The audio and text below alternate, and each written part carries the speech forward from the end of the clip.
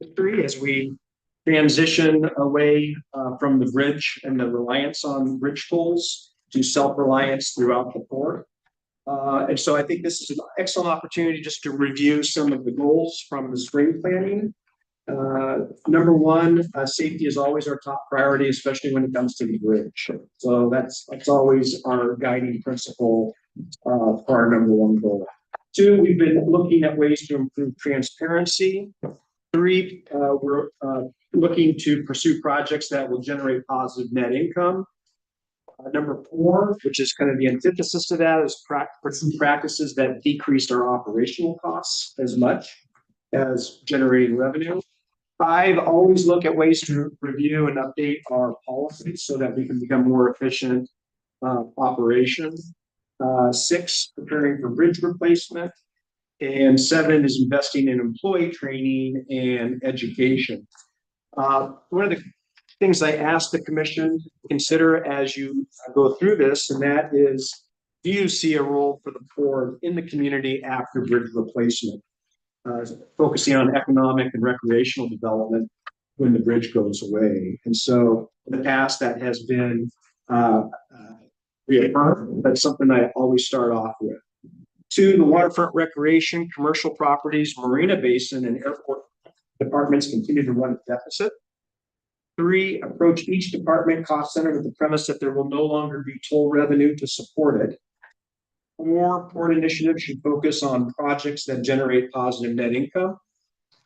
Five, keep and lease port property. If a port-owned property is sold, however, proceeds should be identified for other asset-generating efforts. Six, financial transparency is critical for building trust with our citizens and users. Seven, continue to review and update port policies as part of educating and informing the public about port operations. And then eight is incorporating green energy concepts into our design when appropriate. And then the other item on this, so I don't know if there's any feedback specifically to that, but as we go through, I'll pick up on the conversations and put together kind of a summary document that we'll bring back in December, just to kind of update those themes and goals for your ultimate approval.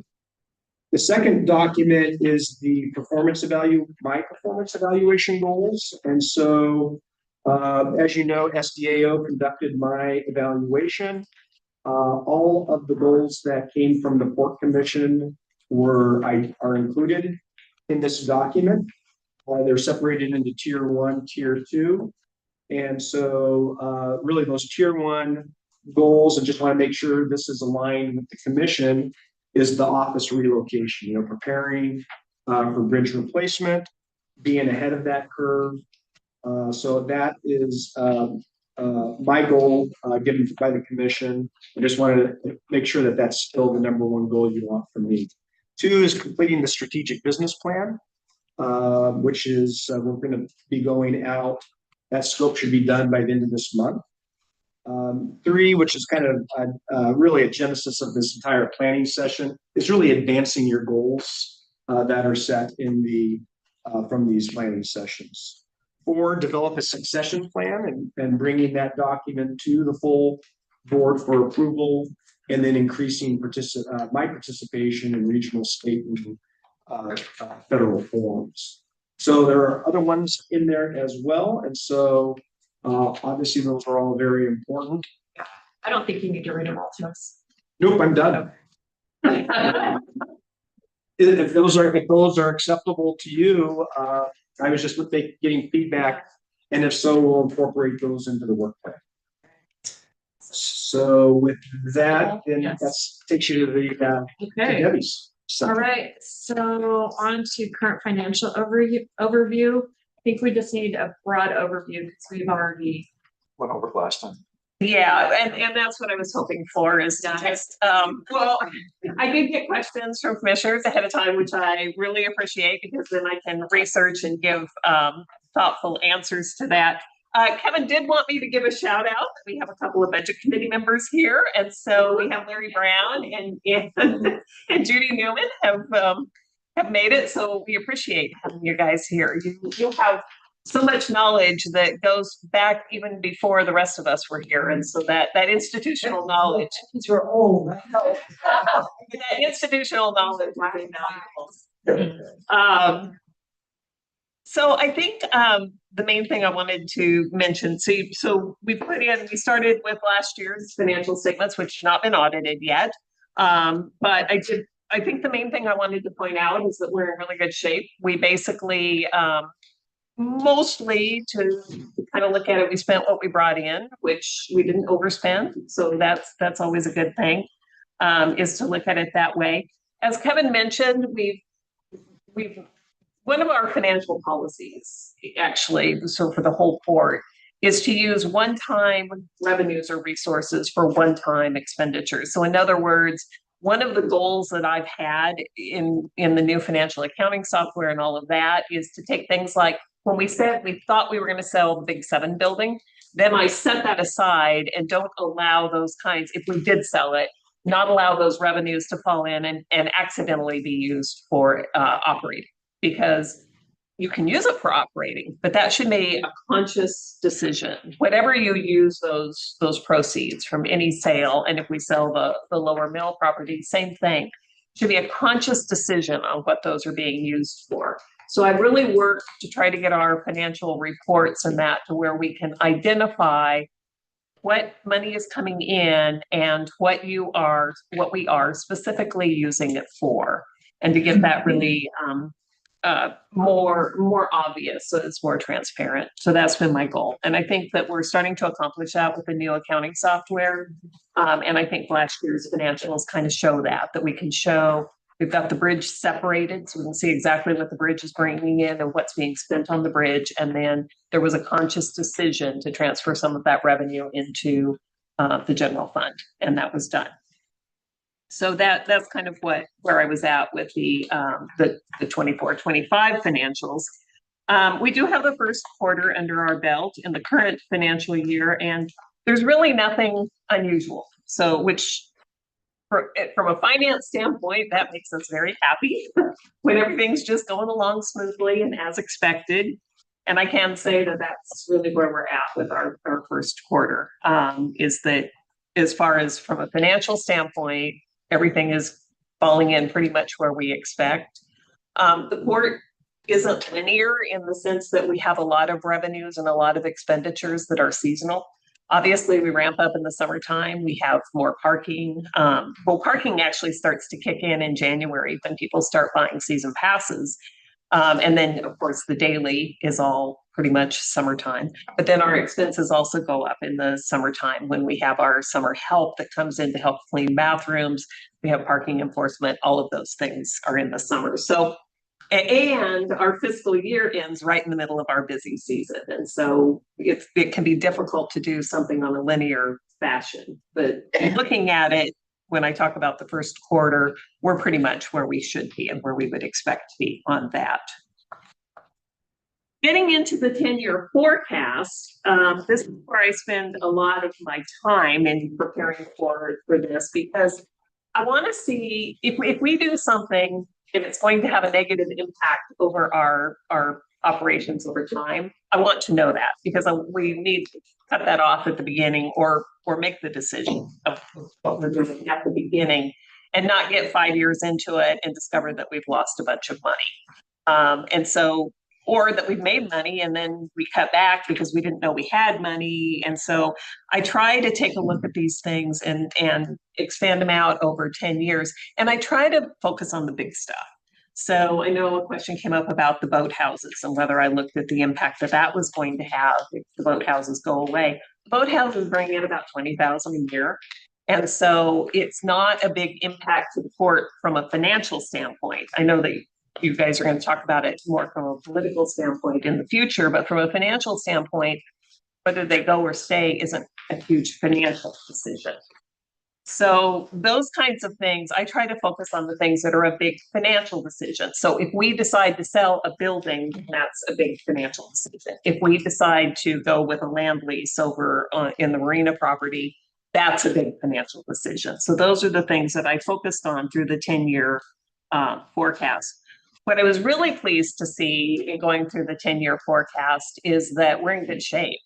And we have made thoughtful decisions that if we follow through on these assumptions or ones that are similar, we will be able to generate enough revenue to cover the costs of like having parks, because parks cost money. Parks don't generate enough money to cover their own expenses. And in some cases, we have parks that don't generate any money, like Marina Green doesn't really generate any money. So everything that we spend on that has to come from somewhere. And as you all know, we don't get much in property taxes. So we have to generate that either through parking, our industrial properties, those kinds of things that are generating net revenue. Then we have that money that's available then to spend on our parks. And so I went through and tried to take a look at all of that. Again, the new software, and then I guess the other thing I wanted to point out on this is that we have the new software, but we continue to refine that to make it better so that our reporting gets better over time. So it isn't one of those things where you flip a switch and you have a perfect solution at your hands, right? It has choices that you make and decisions and the way you implement it. Over time, we'll continue to refine that and get better information out of our system. The other place where that kind of came in, so in my forecast this time, or in the forecast for the fourth this time, I introduced the idea of having a capital reserve, because how we've treated things in the past, and we even have it this fiscal year, is we say, oh, the roof needs to be replaced on the Jensen building. That's going to be $760,000 this year. And that has to come out of our cash. And we have cash to cover that. But there's two things with that. One is that when you look at the annual cost of operating the Jensen building, you don't get that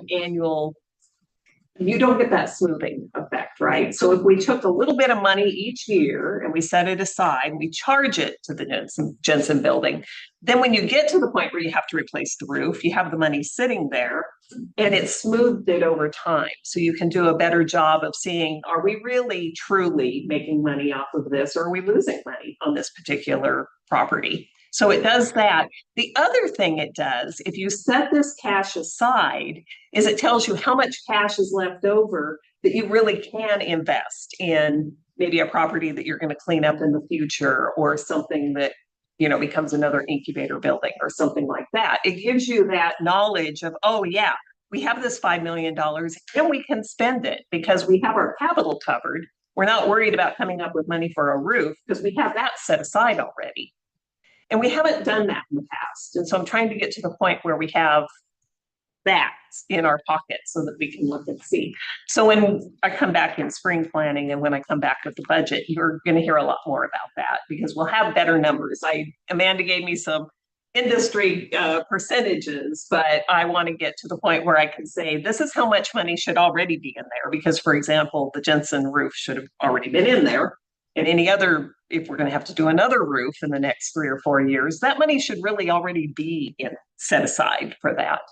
And so that's going to be a big topic this next budget season. Yes. Just for clarity, Chair. So Amanda's coming up with a list of capital improvements she projects we will be needing over the next 10 years. So when we have the budgeting, then we understand what we're pulling out to ensure that we're thinking ahead and not getting caught, you know, needing to replace 15 roofs at the same time. Exactly. And so what she gave me was some basically percentages to use to kind of figure out what that annual amount would likely be.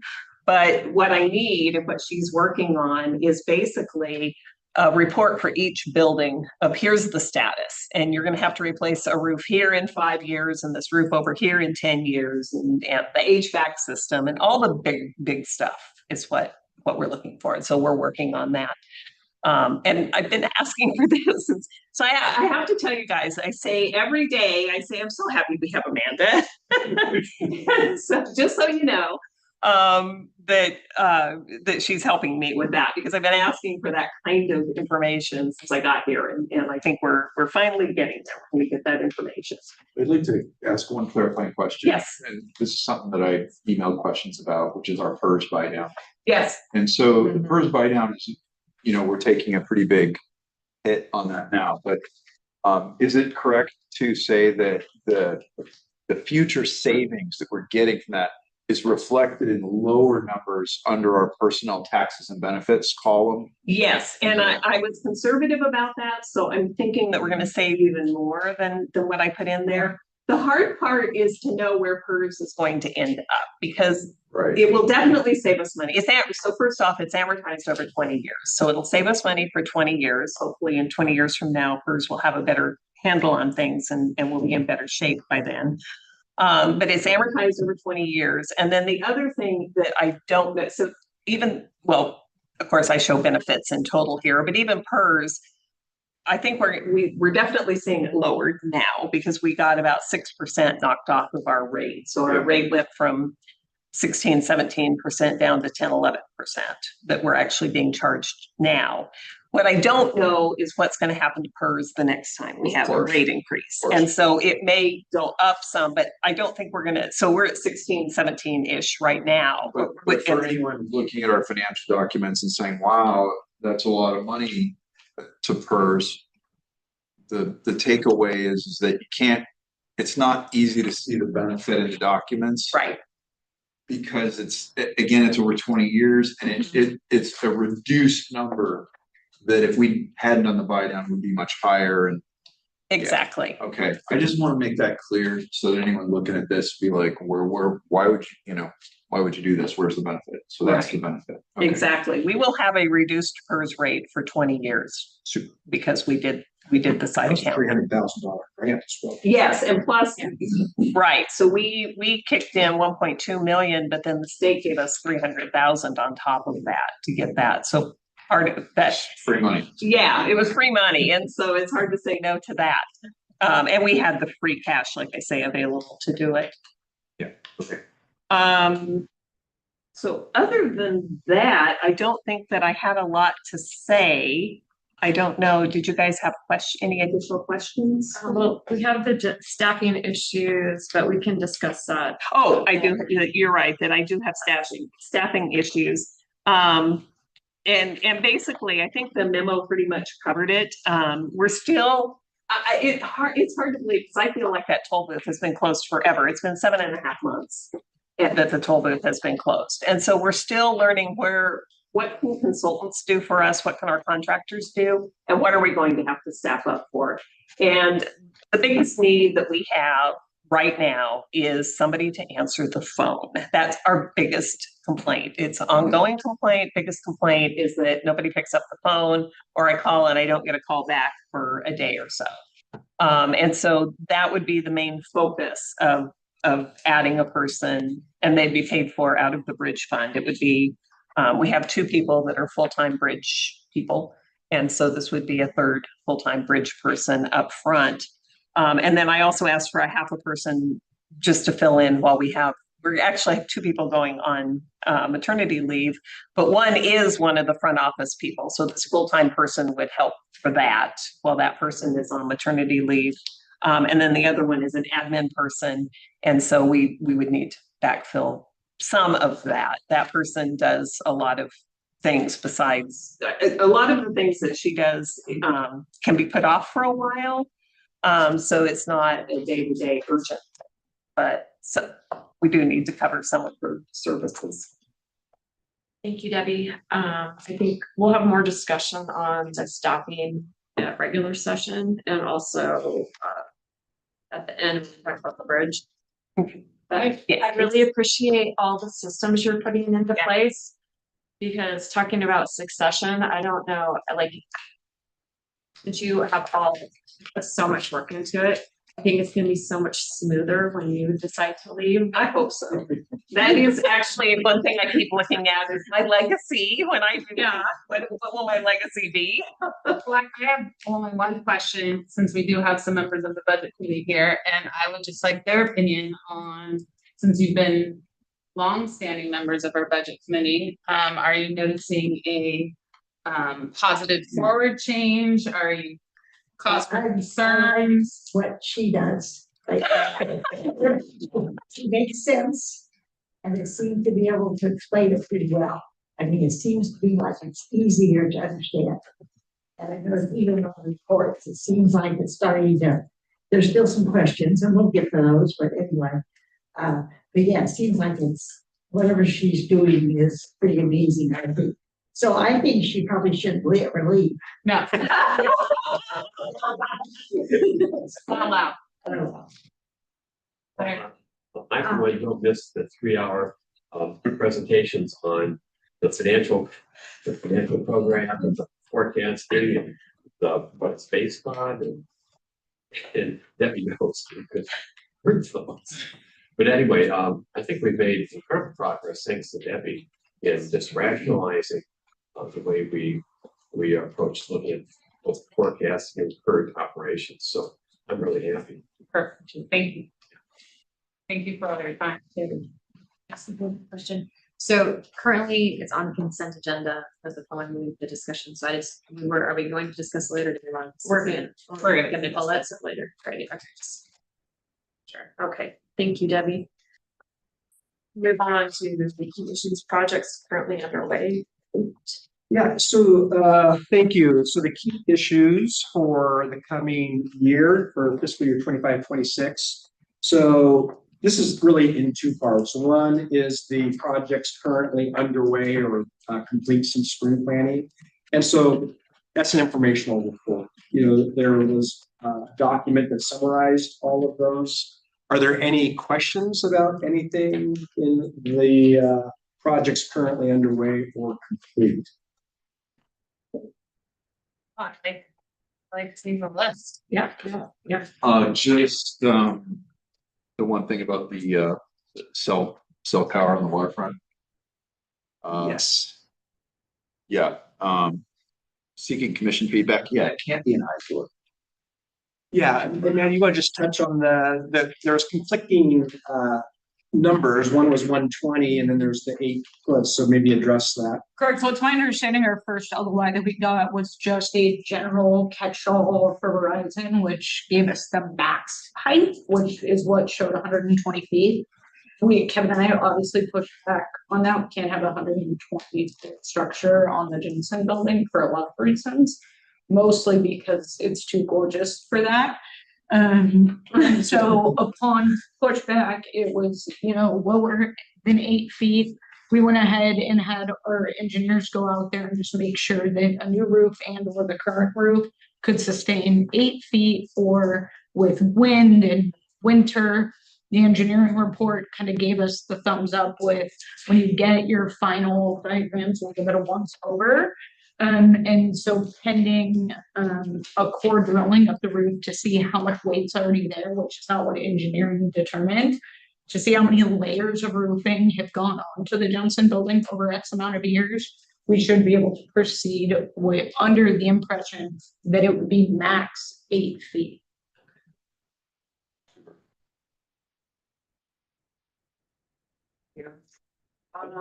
And projects for consideration. Yes, so this is going to be the meat of the program today, and that's starting on page 57. And you've got 2 presentations this afternoon. One is from WSP and KPFF regarding the roundabout, and then we also have Scott Webster here a little bit later to talk about the map of the railroad presentation. But at this point, I'd like to hand it off to Megan for introductions and a brief summary. Absolutely.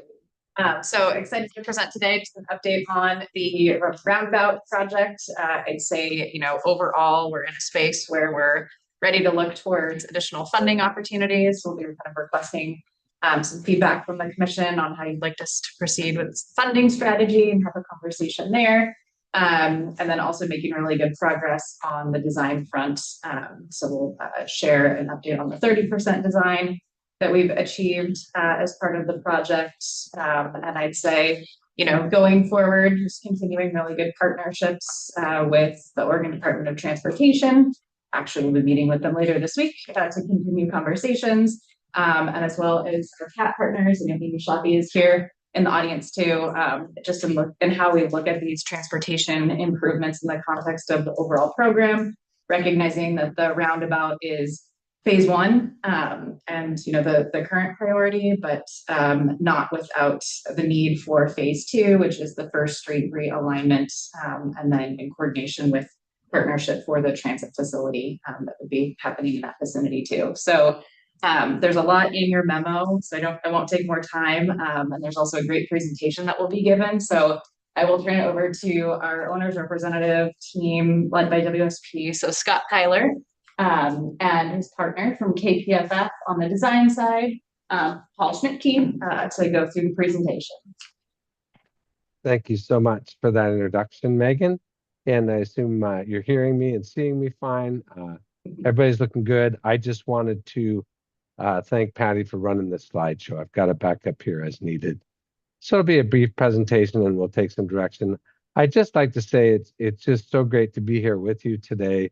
And Paul and I are excited to be part of this effort. And we, hats off to the Port Commission for shepherding this project and for Commissioner Shepherd for the good leadership and all the hard staff work. So the waterfront transportation improvements, as was described, the roundabout at 2nd and Riverside, and phase 2 for improvements on First Street.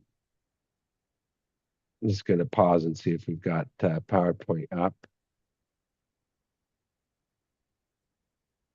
Megan, can you confirm that? Yep, it is in prep. We are getting it up as we speak. Oh, okay, good. Well, good. More preamble. So at this point, we're very excited to share with you that 30% design, talk a bit about funding status, and then share the 26 funding strategy with you.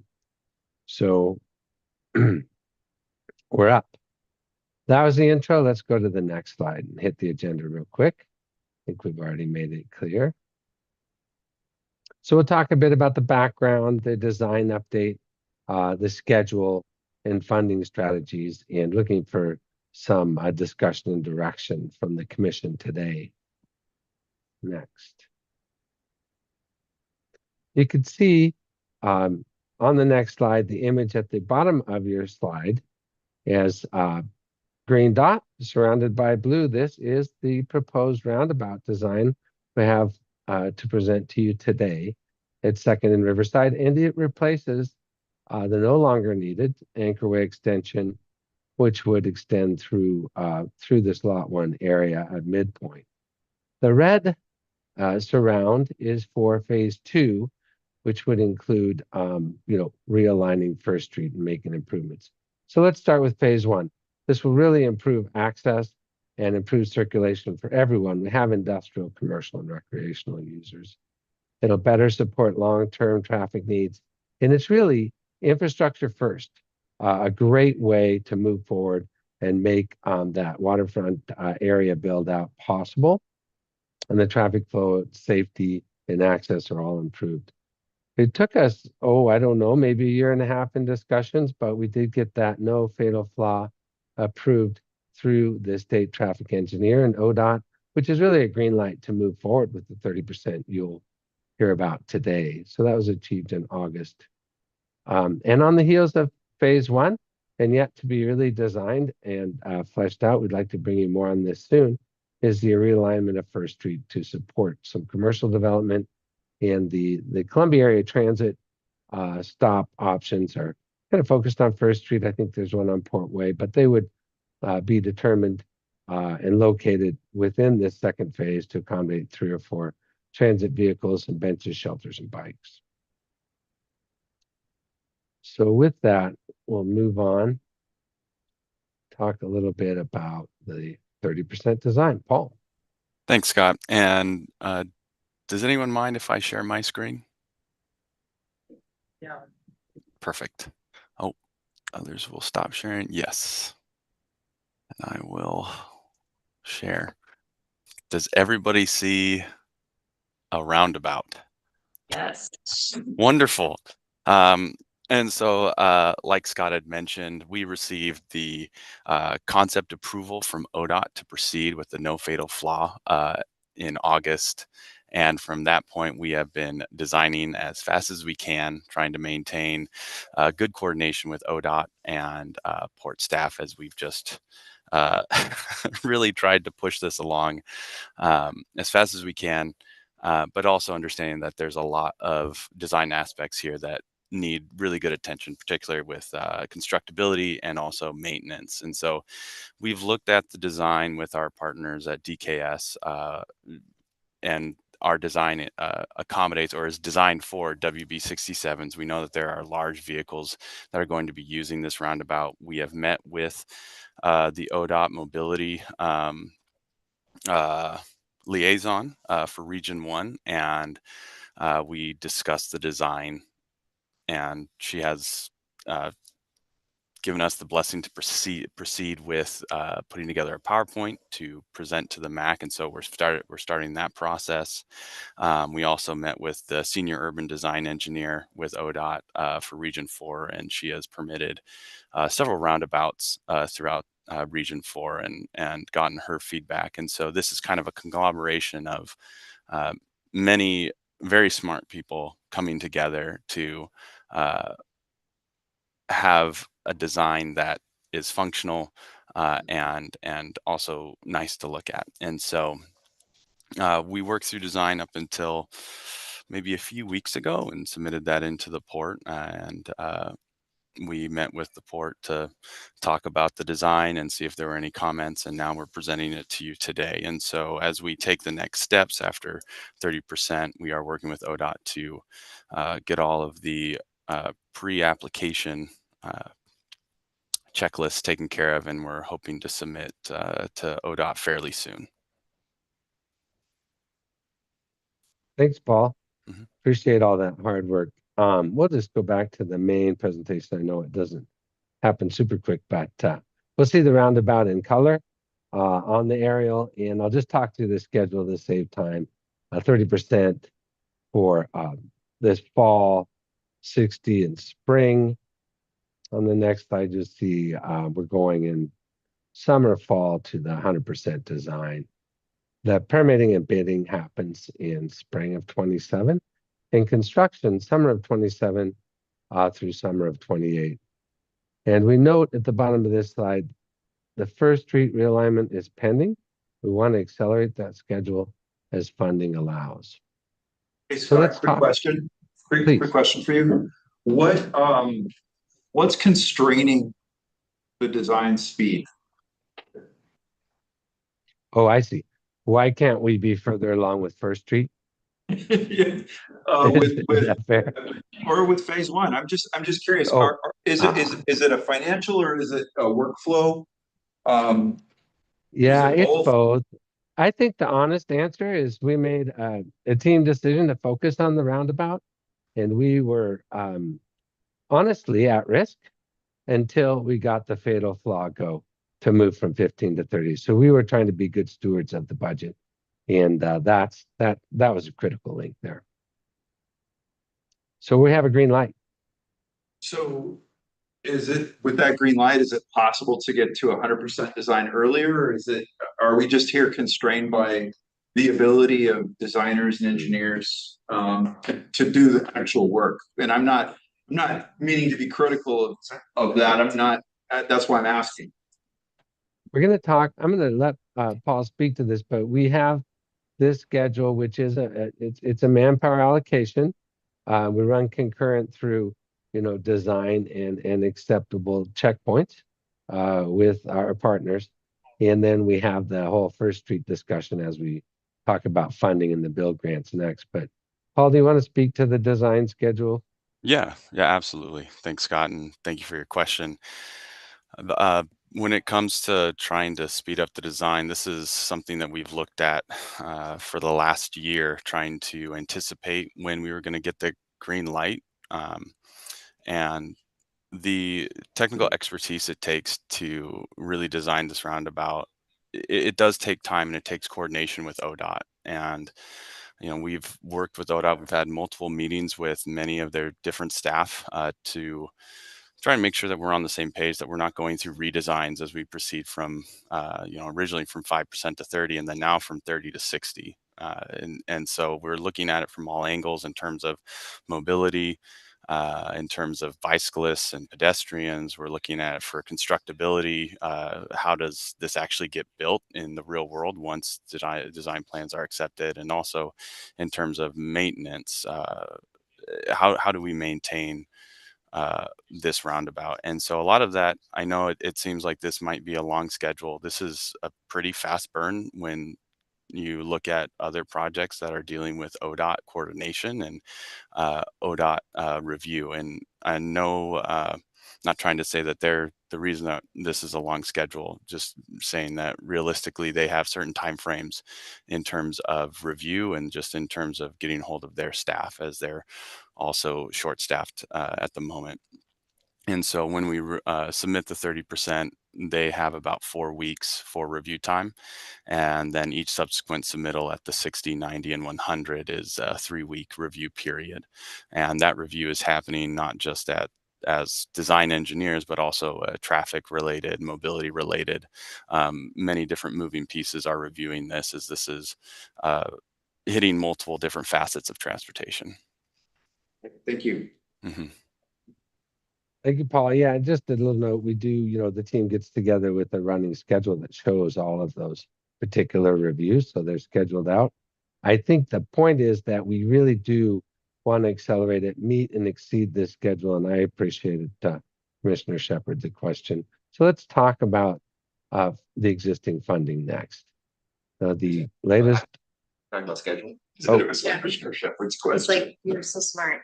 That's why I I'm said- not that smart. The original construction schedule called for 28, and I think that would be a little bit easier to hit. This is an aggressive schedule that I've been pushing for starting in 27, and I think it's pretty aggressive, and I've kind of been insisting upon using the money that we have. Yeah, okay, that's what we can, yeah. Pushing forward. The latest cost estimate at just over 6 million includes a 30% contingency at this point, at 30% design. And we have existing federal funds. This is nearly 2 million in EDA fundings, and we have submitted to them. During the government shutdown, we submitted an amendment to reflect the new scope for a roundabout at 2nd and Riverside. And there's quite a bit of documentation with that that's gone in.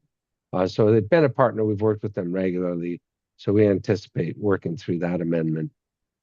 They have also over 500,000, 586 in state funds. And that leaves us with the funding gap. And I should note the IOF immediate opportunity funding is also subject to project scope revision because, we have moved the environmentals and the location and all of the accoutrements that go with these grants from an anchorway to a Riverside position. So that's what's going on with those. That leaves us the gap, non-federal match, which can be state or local funding over 700,000, and the remaining phase 1 funding itself for construction of 2.8 million. So there's just over 3.5 million needed to the finish line. And we want to talk to you, about some of the funding opportunities. We know that internally the port may have some revenue generation assignments that can help this. Build grants, for example, in rural areas for construction of a roundabout such as this can be as low as 1 million and as high as 25 million. They're very competitive. About 10% of them get funded. So I'll pause here before we talk about those funding options. How much is in, can you give us the number, the dollar number that's in contingency? Yeah, would it be exactly 30% of the 6.1, Paul? Yes, and I can back calc that. And is that a standard to carry that much contingency for a project that would probably, is standard to carry 30% contingency on a roundabout construction project? Yeah, well, Scott and Paul can chime in, but I'll say from my experience at ODOT, this has been a pretty standard contingency level to carry, particularly when you're at a 30% design level. And often, sometimes it's even more, but I think because we know sort of the environment and have managed risk well on this, 30% seemed reasonable. Yeah, in moving from 15 to 30, we reduced it from the 35% contingency to 30 this time. And we've seen other projects that are similar just transportation projects in ODOT be as high as 40%. There's a lot of unknowns and different things, but yeah, I think that's like 1.5. But I'll get you a number. Gonna be closer to 2, but high ones. This is a great question. One of the things we did on the latest cost estimate is index the dollars to 2028 when we plan to complete the project. So we're really trying to look ahead. Other questions?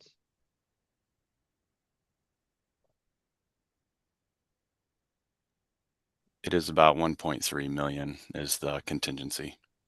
And it is adjusted for the inflation projected in 2028. Correct. Yeah, that 6.1 is adjusted for inflation. That gives us some protection through contingency and indexing dollars forward.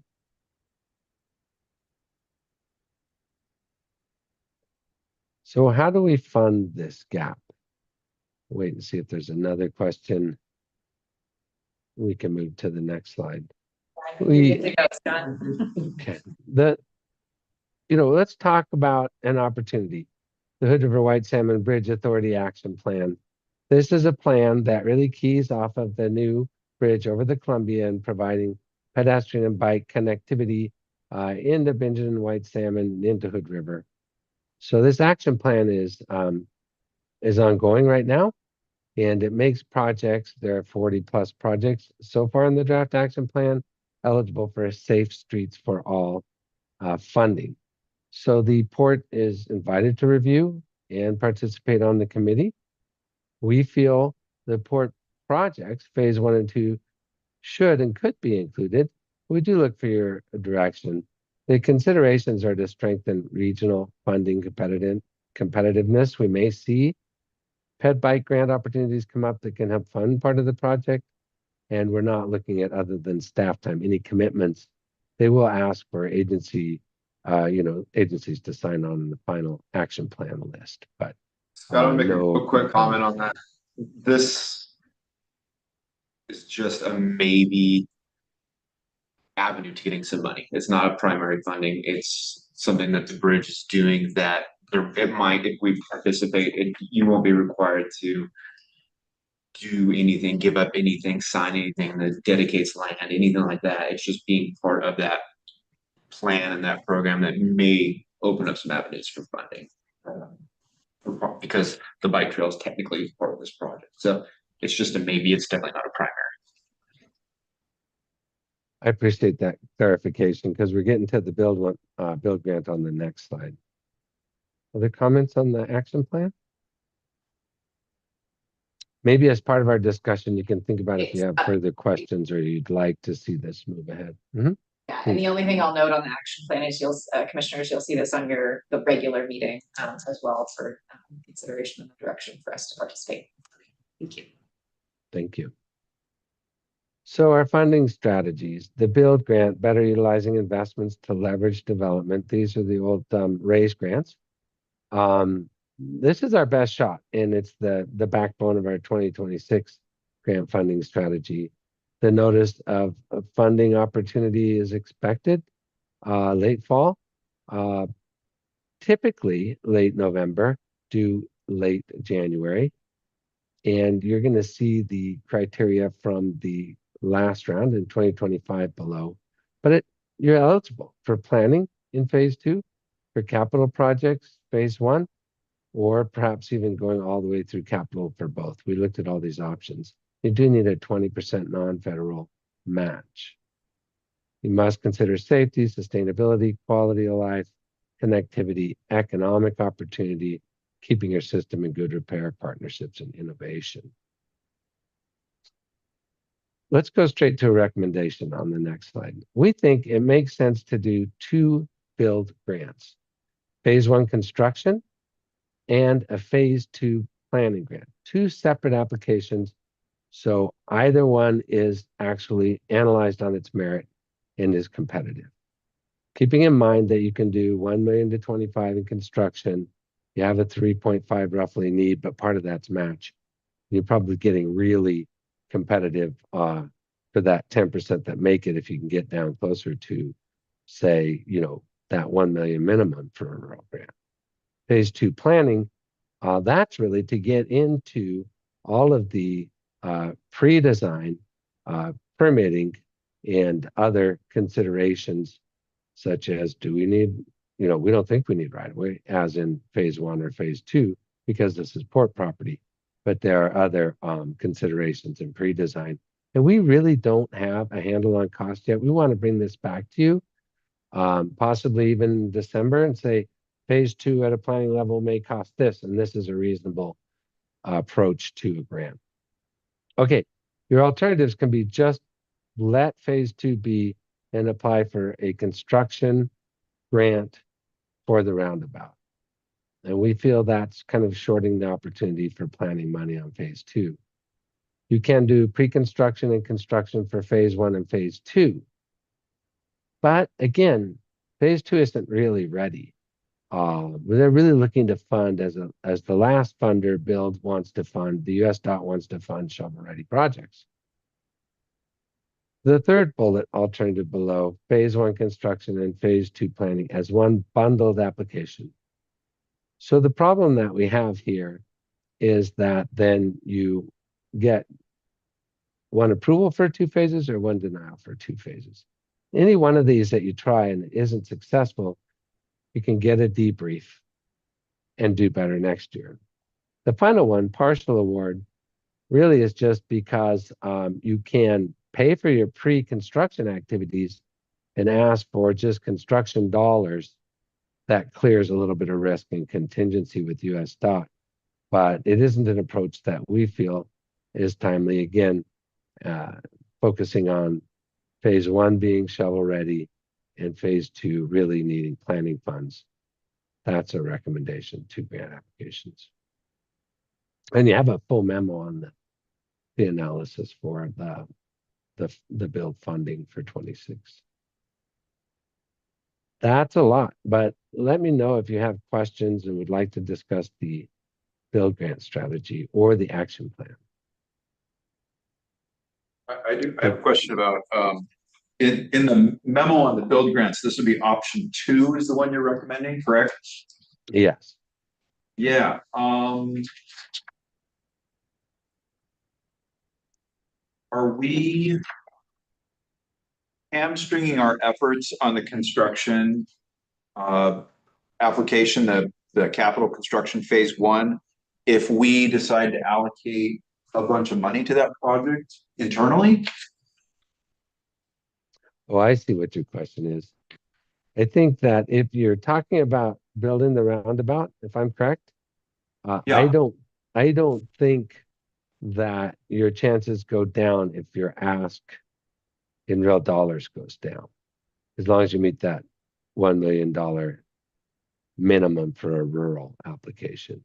I think it possibly just goes up and becomes more approvable. And of course, you have to do that cost benefit analysis for construction, with 1 being the minimum, which is it the benefits at least match the expenditures in terms of the cost benefit ratio. Did that help?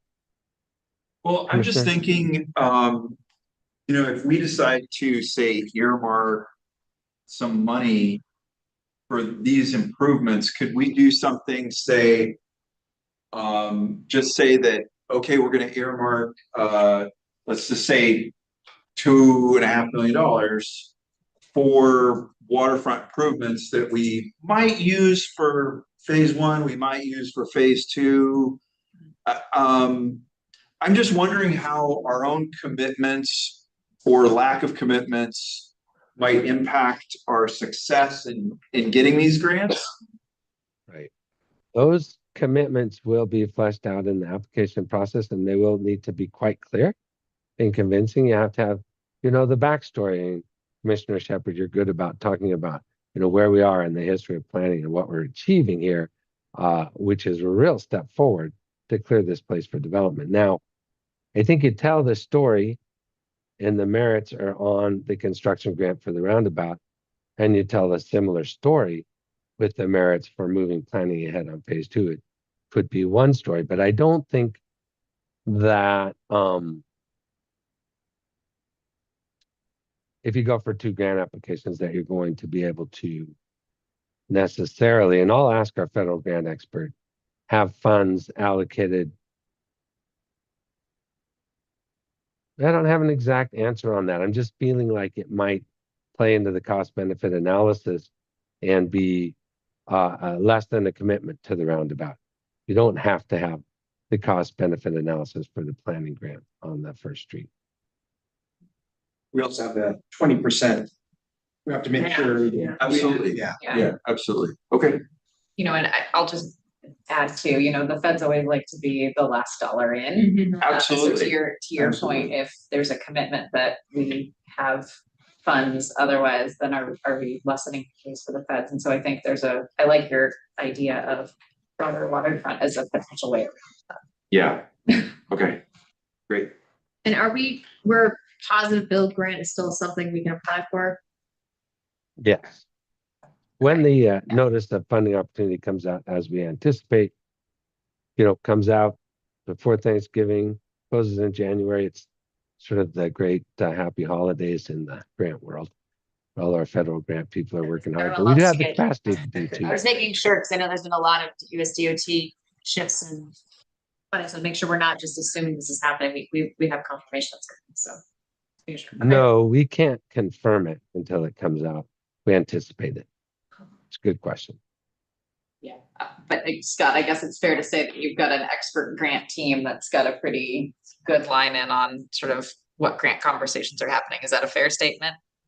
Yeah, I think that's fair. Maybe the bigger question is not if, but when.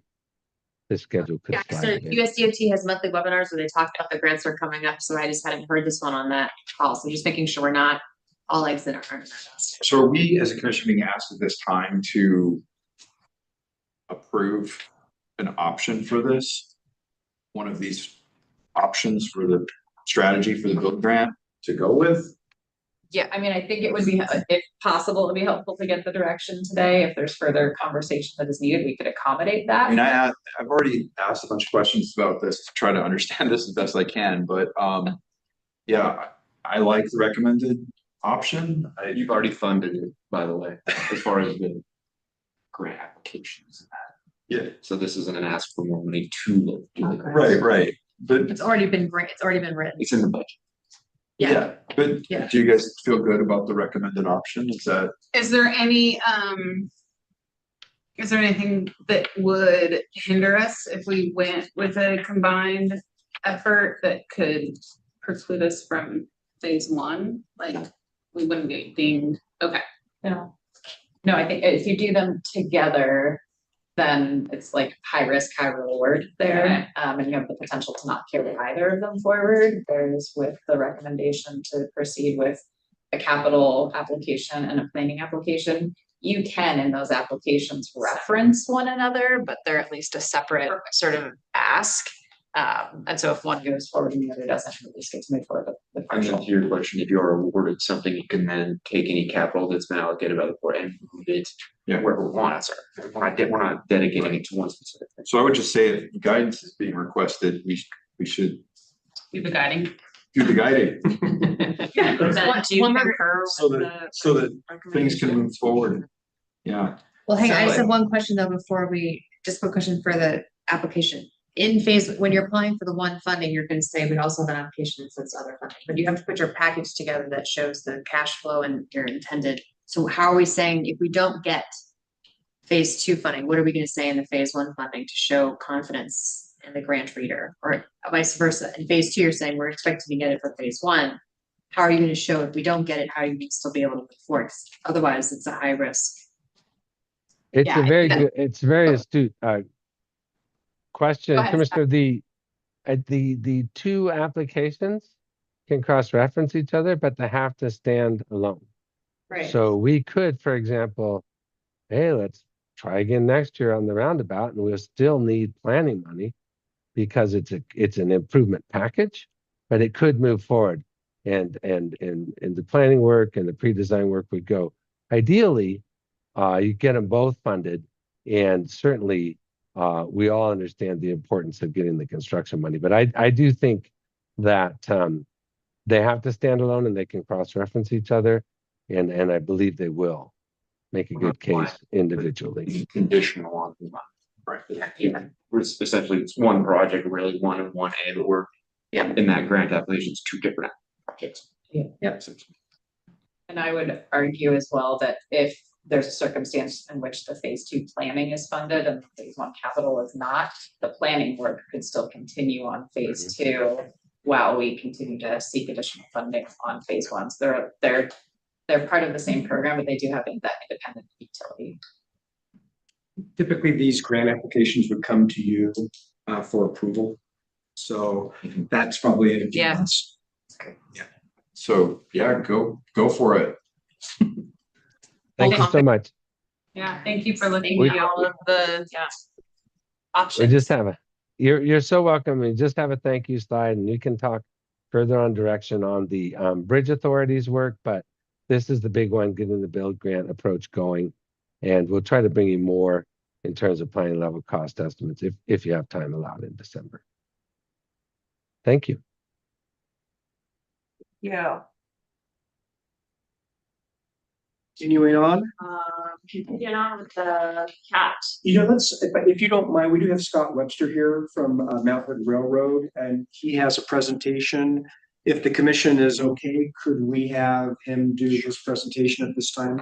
So Daryl, do you want to make some introductions and Maybe just like a 2-minute break. sure. You're the chair. Yes, your prerogative. Thanks again, Kevin. We may go ahead and sign off. Yep. Thank Thanks, you. everyone. Bye. Thank you. Gotta use the gavel more. Yeah.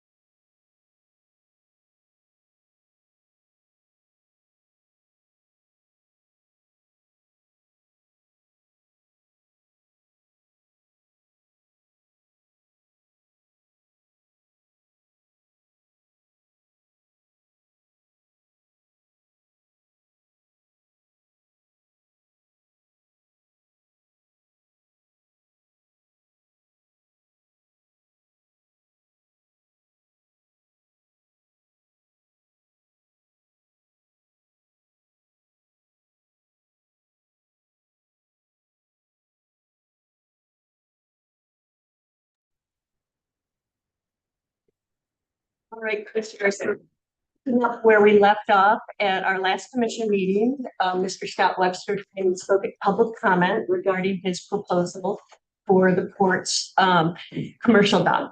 And as part of the commission's resolution that staff bring to you at spring planning and fall planning, any proposals that we think are really viable and would be great to hear. Scott is the one that was the shining star out of them. So let Scott take the floor here. Great to hear that we were.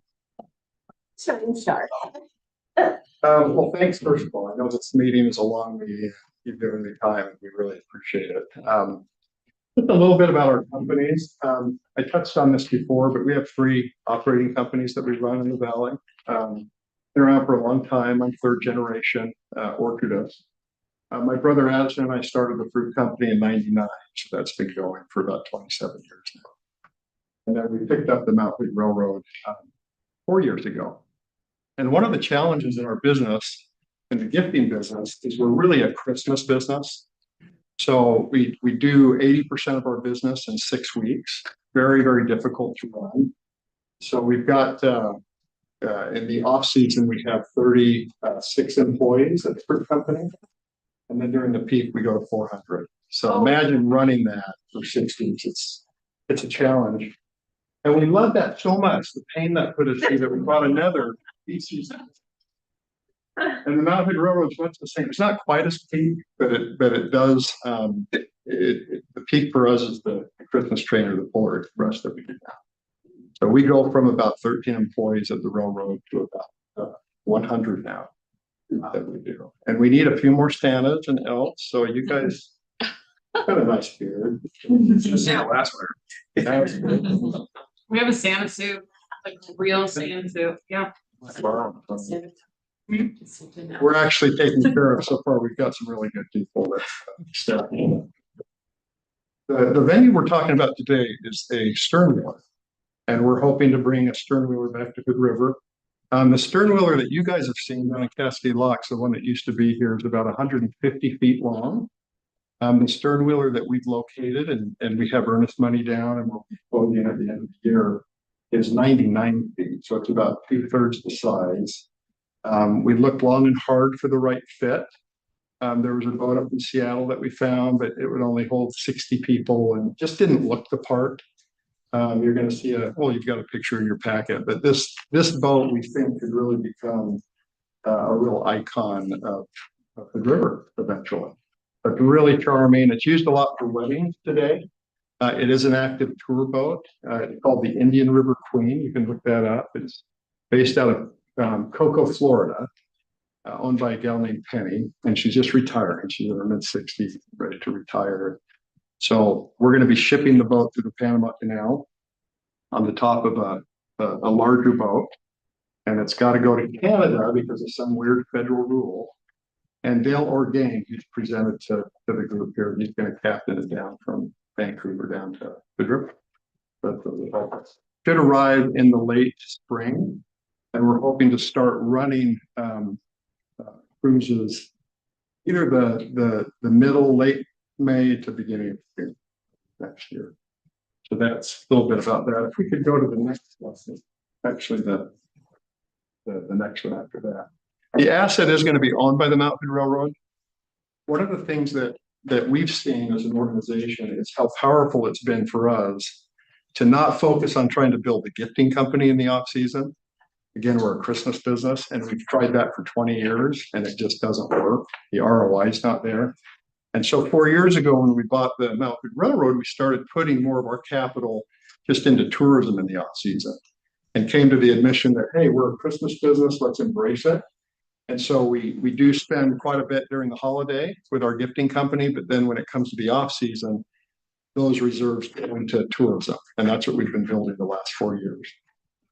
You'll see what the traffic counts have been. When we took over in the first year, we did 28,000 passengers. This year, we're on a run rate to be 58. We think it will actually surpass 60,000 this year. Most of those people come in from out of town. We've done the polls on that. We do have a lot of locals too, but I would say 90, probably 6%, 7% are from outside Hood River. They come, they enjoy, and then they leave. We've got a lot of parking. That's one of the nice things about this venue in behalf of, or for the port, is that we're not going to have to take people down on the port and park there. We just purchased 2 Gillig transit buses. The second one's arriving tomorrow, and our plan to use those is really for the polar, because we're using your parking down on the port right now. And we know that that could go away someday, so we are working on a plan to expand our parking, which we do have some space to do that. But we've got those buses so we can transport them back and forth. And those 2 buses will also transport the bus customers down the marina. So 3 new additions that we're doing this year for tourism. We're adding 7 rail bikes. That's been a huge success for the organization. We've got 14. We're going to have 21, an extra one for the guys, but we'll have 20 bikes for customers. They're 2-seaters. We also are entering a partnership with American Cruise Lines. And American Cruise Lines, that partnership looks more like just they're looking for add-on things to do in the community, and they bus their people. I think you guys know quite a bit about their model, but they want to use us both down at the railroad and the things that we do there going up to Pine Grove, as well as bus people up to Pine Grove to the fruit company in the Mountain Line. And then the third thing is the stern.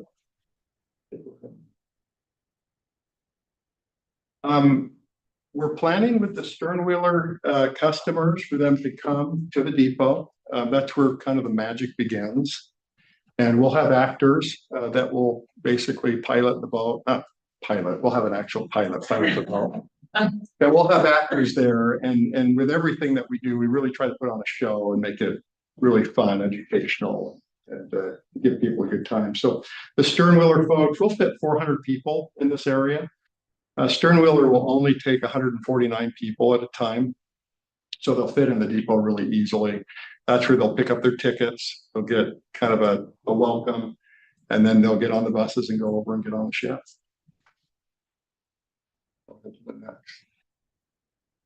That's the ship. Again, it's 99 feet long, so it's a lot more quaint than the sternwheeler down in Cascade Locks. It's got a full paddle. It's got 2 555 Cummins engines that run it, so it's got some dual redundancy. We're hiring a couple captains. Dale Orgain wants to be one of them, and so we're looking at using him. And he's got a lot of experience in maritime training. He does a lot of educational things to train captains how to pilot ships.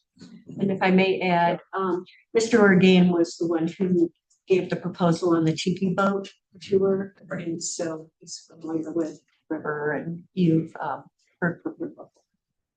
Yeah, he's a great guy and really knows his stuff. He's the one that's going to come up with our safety plan. When you're dealing with a ship this size, it's kind of a wind sail out in the river. Our plan is to go east in the river, so we'd go out of the marina, and wherever we can get under that bridge, we'd go under. And the plan right now is to go and circle Chicken Charlie Island, if you've heard of that island. So that's 18-mile island that's just between Mosier and Hood River. We just purchased that island, and that's news. I haven't shared that with anyone.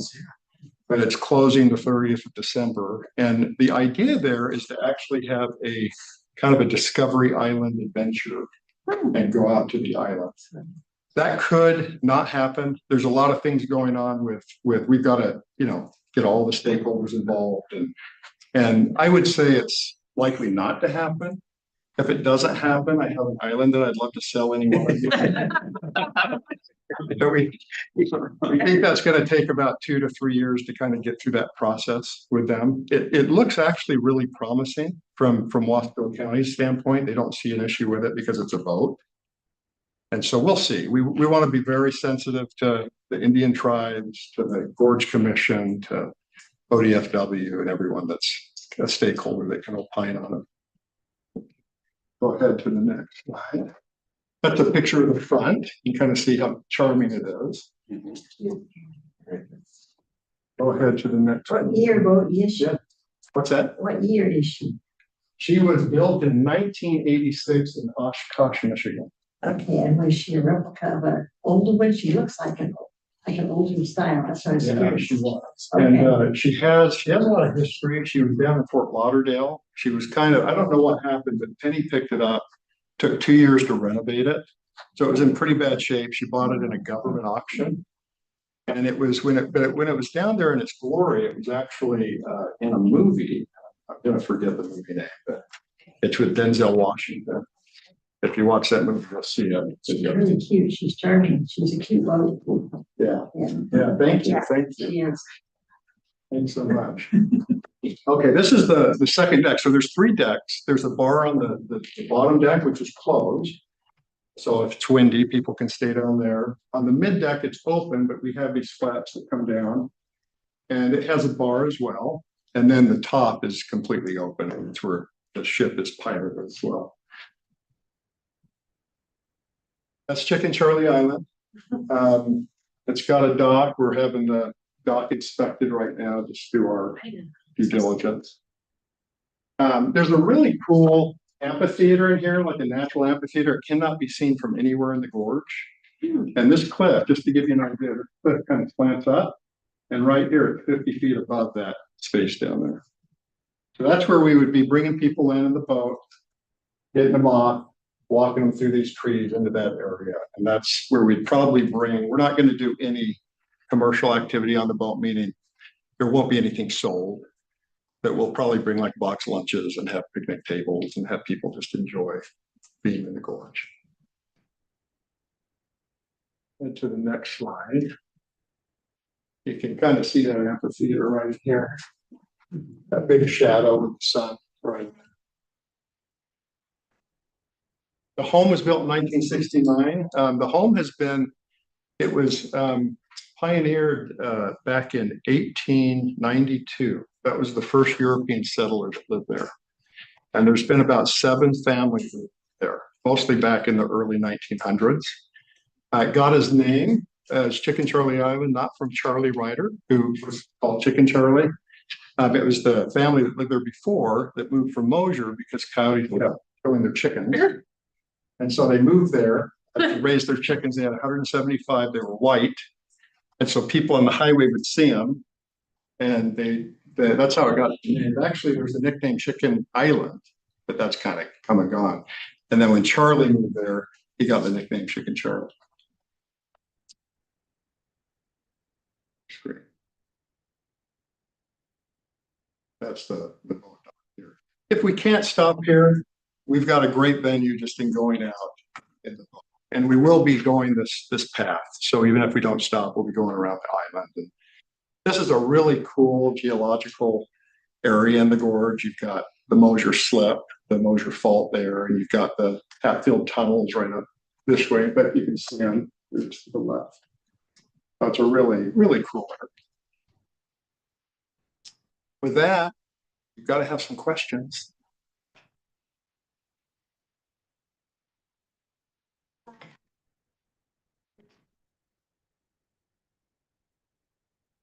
Things about it is that the port would need to make a commitment as far as full-time use for the commercial dock. So, a question for you on our relationship with American Cruise Line docking. It's a different area, correct? Correct. So it does not interfere with any other existing commercial. Pardon me. So it's just this dock right here, and that's what it would be. ACL no longer uses this. They do all their docking outside, so we still be able to do that. The other cruise line that we do business with is Lindblad. They had about 15 stops last year. They would not have access to the dock. Lindblad has in the past, though, anchored out and brought their customers in via the inflatables. They have the big inflatables. You might have seen them anchored out in front of the Best Western.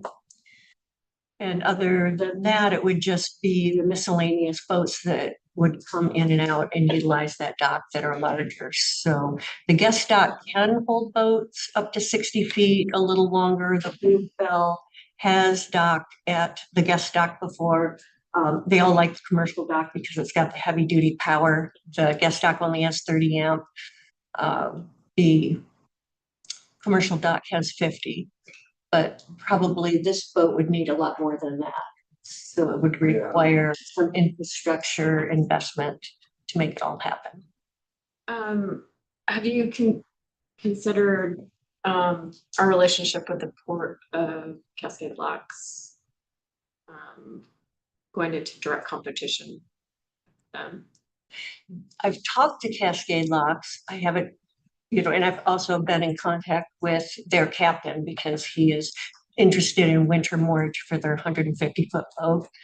And so they are aware of what's going on. And I think Mr. Webster may have spoken with them. I did, but I didn't get into details as to what we're doing. Yeah. So I haven't talked to them about being in direct competition necessarily, but let them know. But they don't come all the way up here. They do not. Yeah, I've talked to Jeremiah a little bit about it.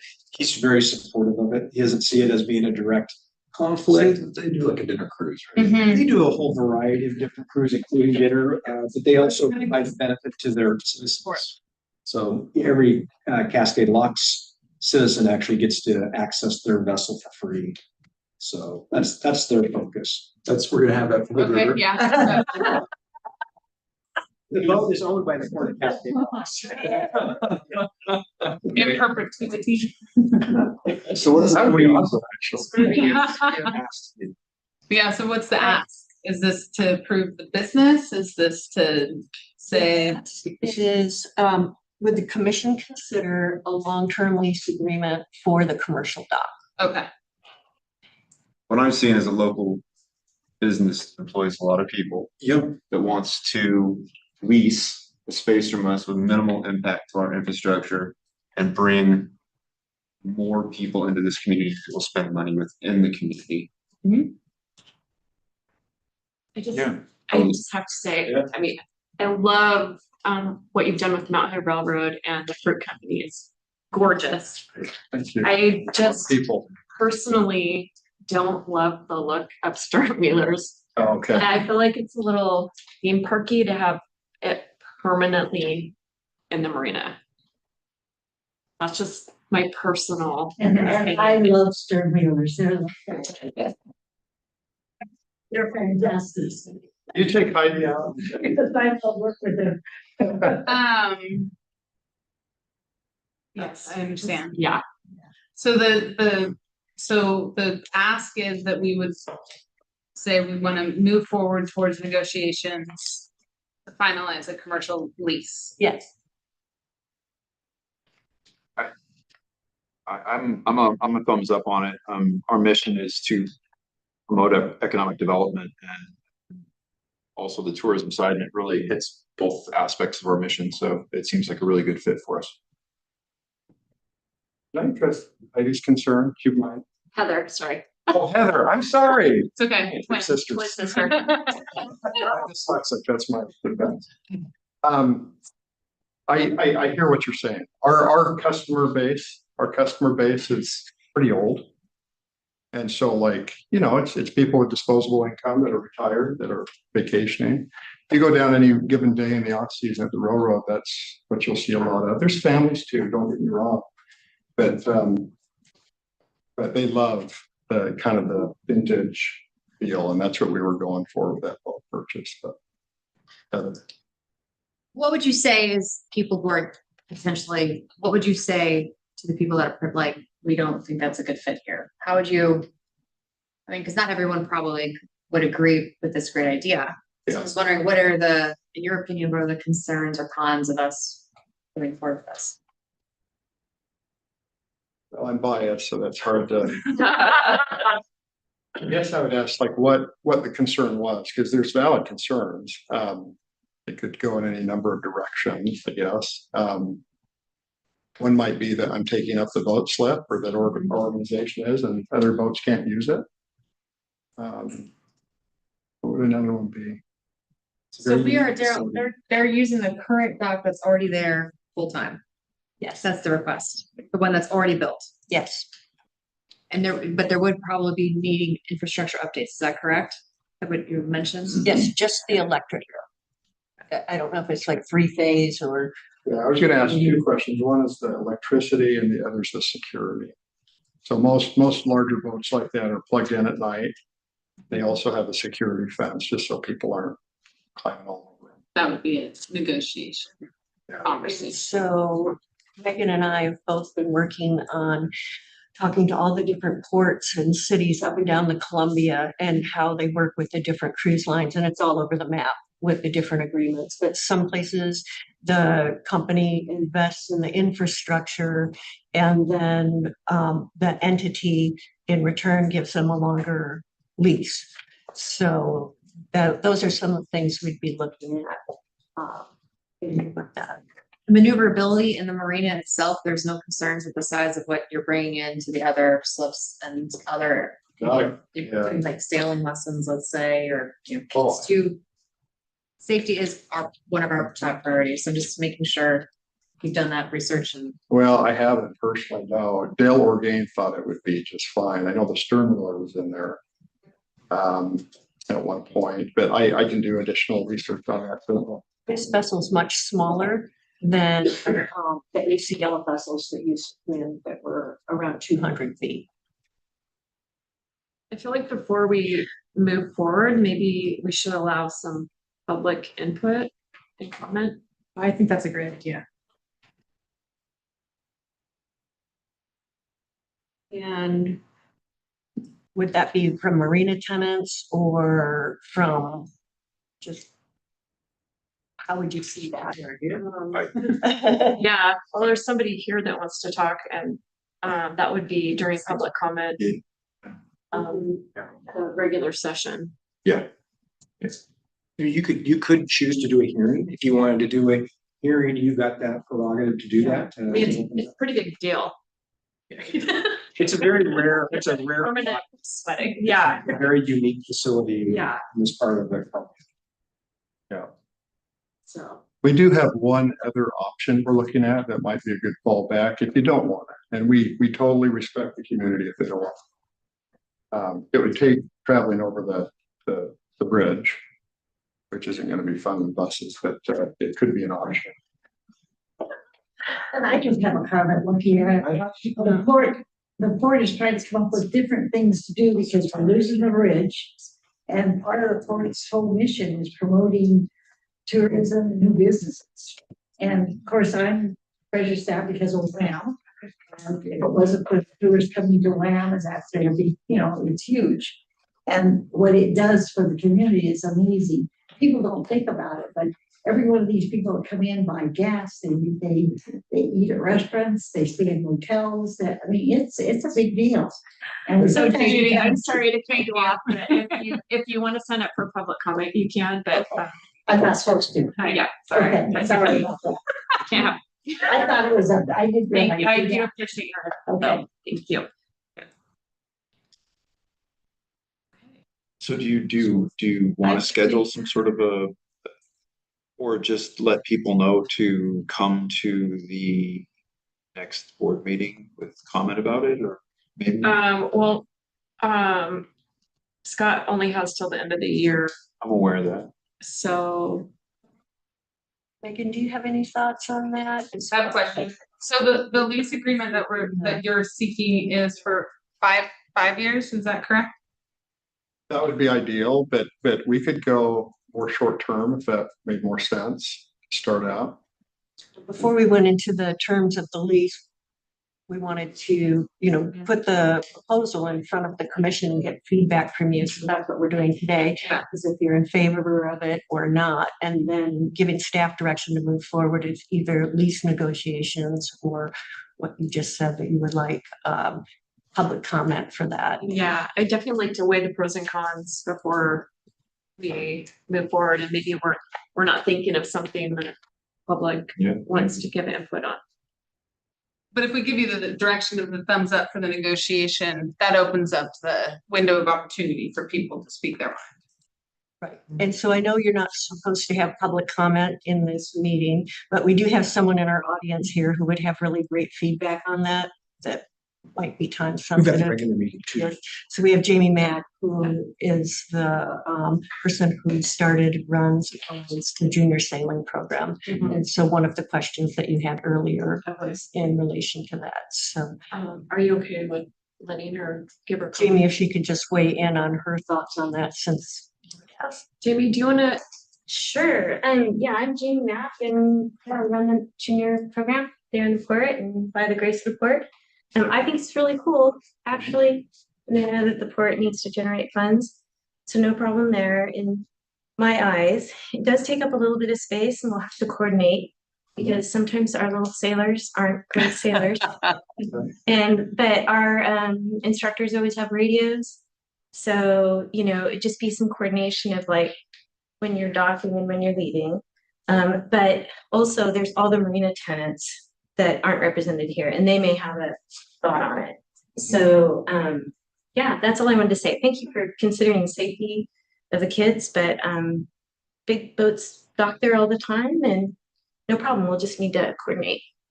Thank you, thank you. The safety is gonna be our number one. It is at the railroad. Instead of that. It'd be no different with the boat. We realize it. It's a big asset, very heavy. It's 99 tons. That's how big this boat is. So it's not small. What would your suggestion? Fine. My suggestion is because we have a bridge, we have a lot of moving parts. We might be reconfiguring our marina. If Mr. Webster is wanting to be a long-term partner with Port, maybe we can look at this and say, for the short term, this is the ideal, or the best scenario. With the caveat that we would like to work together in the future to any reconfiguration of the marina or whatever, we would take that into consideration. And if we give the thumbs up to work towards things, it's not like we're going to sign the full agreement today. So if there are any blaring omissions, hopefully people will bring them to light within the next couple of days. And we could address them immediately and move forward. But I'm a pretty big fan of finding different ways to stimulate the economy and the local businesses here. Especially, I can see this being very popular in fall when the wind has died down, which is a great time when we could use some tourists. So that's why I like it. I can't see you guys really effectively running it dead summer. Just because of the wind, but maybe we figure it out. But I could see it being a nice fall activity. So that's my thought. So it sounds like there's consensus to start the. Move forward. Yep, move forward Consensus, with that. yes. Yeah. Make sure it's on the subsequent agendas so people have an opportunity to comment. Okay. Thank you, thank you. So Yeah, but one other question I have for the commission is, are you okay with the resolution as it is for the concessions? Did you want to make any other changes to entertain concessions or good with what we've got? Good. Good. Great. Yeah, and thank you for that resolution because it works really well. Otherwise, I have 50 people here tonight, but it really helps me tell people what we can do and what we can't do at this time. So thank you. thanks so much. Thank you. Very exciting. Free to go. Yeah. Yeah, you have to sit up here now. So. Again, with the Marina East and West. Wait, now we're going back to. Oh, sorry. Yeah, no problem. So this is the Columbia Area Transit IGA bus facility on the waterfront. So we've got Amy Schlappy, who is here. And so as part of the grant funds for the bus terminal down on the waterfront, there is a requirement that there be an IGA between CAT and the port. And so we've been keeping Commissioner Shepherd in the loop on that. And we're very close to bringing an IGA to you, most likely in December. But just wanted to review some of the elements of the IGA. There was a draft in your packet. But the memo does attempt to try to identify or flesh out some of the issues that might be of interest to the commission specifically. And so, we can go down those items, or if you have some general thoughts, whatever you'd like. But I think some of those key policy questions would be good to get some direction in. And I've got some thoughts along the way, but certainly want to hear from the commission. I just have some thoughts on maybe not policy as much as the location. Those aren't Those generated. aren't, oh, okay, okay, That's a discussion that will come after the IGA. got it, okay. But yeah, That's why we have the idea. that'll be something you guys decide. Okay. Yes. I'm okay I with think- moving forward with it. Yeah, I think everything else looks great. Yeah, so just to, if I could, so on the advertising and branding controls, so there's some options there. So it's, for example, and these are advertising that are resident within the actual bus stop structures. They're not anything outside of that. And so, I'm completely comfortable. There's FTA guidelines that will require the type of advertising that can and can't take place in there. I think it's going to be a relatively small amount of revenue. So I think that allowing CAT to have control of those advertising opportunities within their structures would, I think, make the most amount of sense. But you do have the option for the port to be able to review those opportunities as they come up, or even provide some joint branding opportunities. I like this idea that maybe we get a little bit of space for, I mean, we've discussed this a little bit, for like safety rules and maps and things that might be relevant to the port navigating the waterfront. I mean, it wouldn't be a lot, but some dedicated signage space. I think would be great. One other thing. So the port will have some oversight on aesthetics, though, correct? Well, that's one of the items we certainly do have that opportunity. Yeah, that would be important. Yeah. So just having an opportunity to include the port's safety, interpretive signs. Yeah. Location, directional maps, that sort of thing. Okay, that's great. And then item 2 is there's a reference to the first right of refusal for CAT to have a kiosk and a facility space down along Nichols Basin. And so there is that's the language right now. It needs to be clarified. Exactly. That's way too broad. I agree with allowing it doesn't say the word lease in there. I'm not gonna just have one. Right. So, and I think that's obvious, but we need to put in there the opportunity to lease one when we develop that, and I don't know how much more specific you need to be than that, but. So just Does it have to be at Nichols Basin?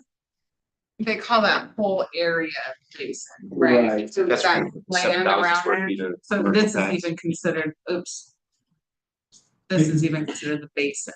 But Heather, you bring up a good point, so right now there's that 7,000 square foot overlay on that area. I think the idea originally was to have some kiosks along there.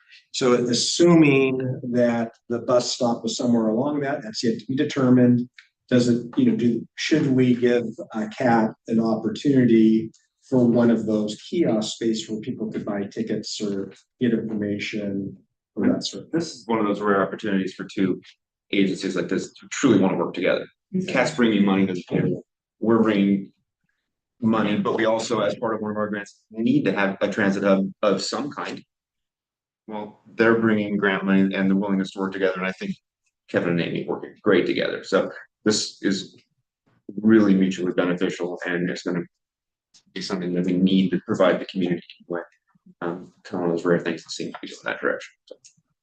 Because isn't it becoming more of like an Oregon transit system, not just necessarily CAT, so it's more of a kind of a. Well, regional, yeah. Correct, so it'd be, I mean, we're bringing more people, so it needs to, the system that we're bringing needs to work for everybody, not just, one specific type of person. And you'll So- see within the IGA, it does note not just CAT. Yep. There's going to be, and I can see CAT working with perhaps Meadows. I can see CAT working with whatever.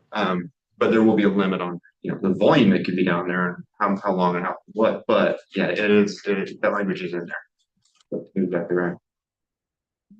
Should we go back to number 1 just for a question? Yeah, absolutely. Yep. So this advertising and branding controls, I'm just wondering, is that something that we need to decide? Is that something that's up at the commission's level, or can staff just work? I mean, The way I read it was staff could probably figure out and bring a proposal to us, or is it you want us to be really? Well, we think the IGA is very close. There's just some of these policy considerations that are there, and there's some choices, there. And so I want to bring those to you just so that we don't assume.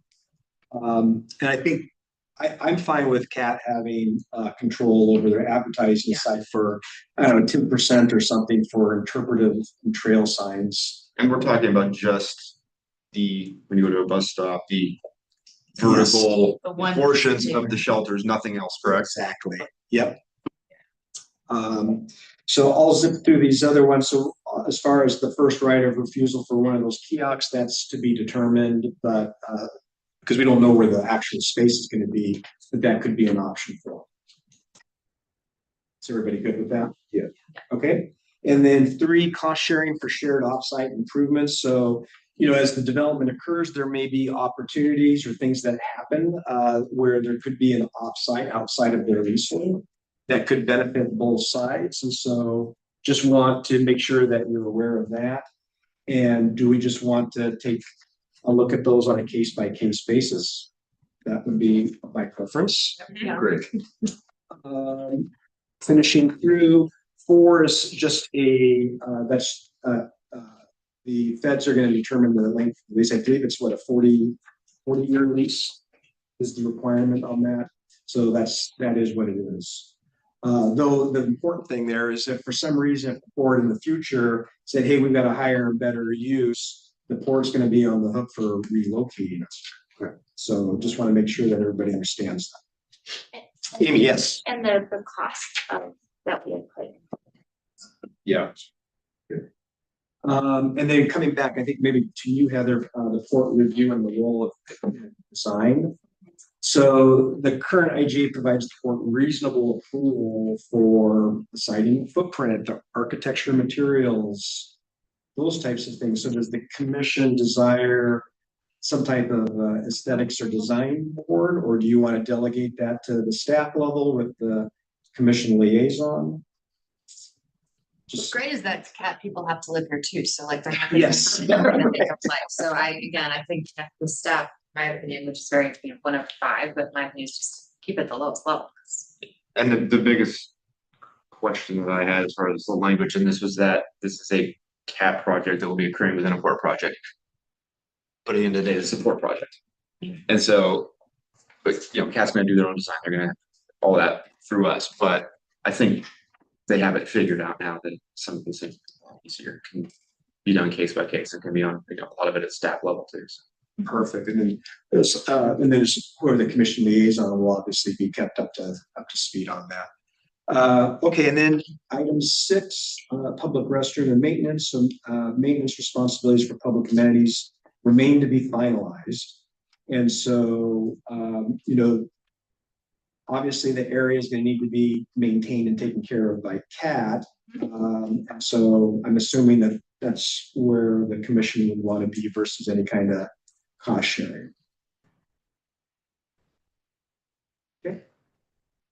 I guess it just depends on who the users are, right? I mean, if there's going to be, is there a plan for there to be a public restroom at this transit? Likely in a future phase, their initial phase, not the moment, but Yeah. I would assume depending on the growth down there that there would likely be some sort of restroom nearby or something that would be needed. Yeah, we're probably gonna do it too as part of some development in the future, so maybe being open to a cost share as we see what happens. Yeah. And that could be almost a component of the lease. Yeah. Great. I don't want to close any doors there. Yeah. That's all.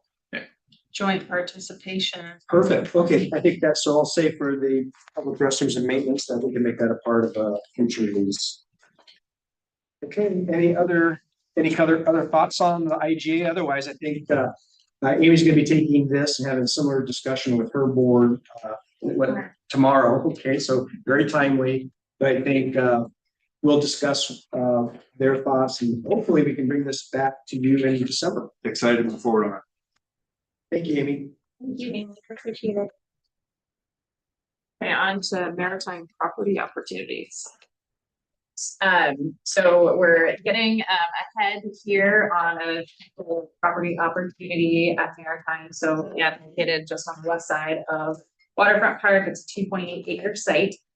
So in the spirit of the port's mission of economic development and our goal of creating net revenue, this property really is a prime space for that.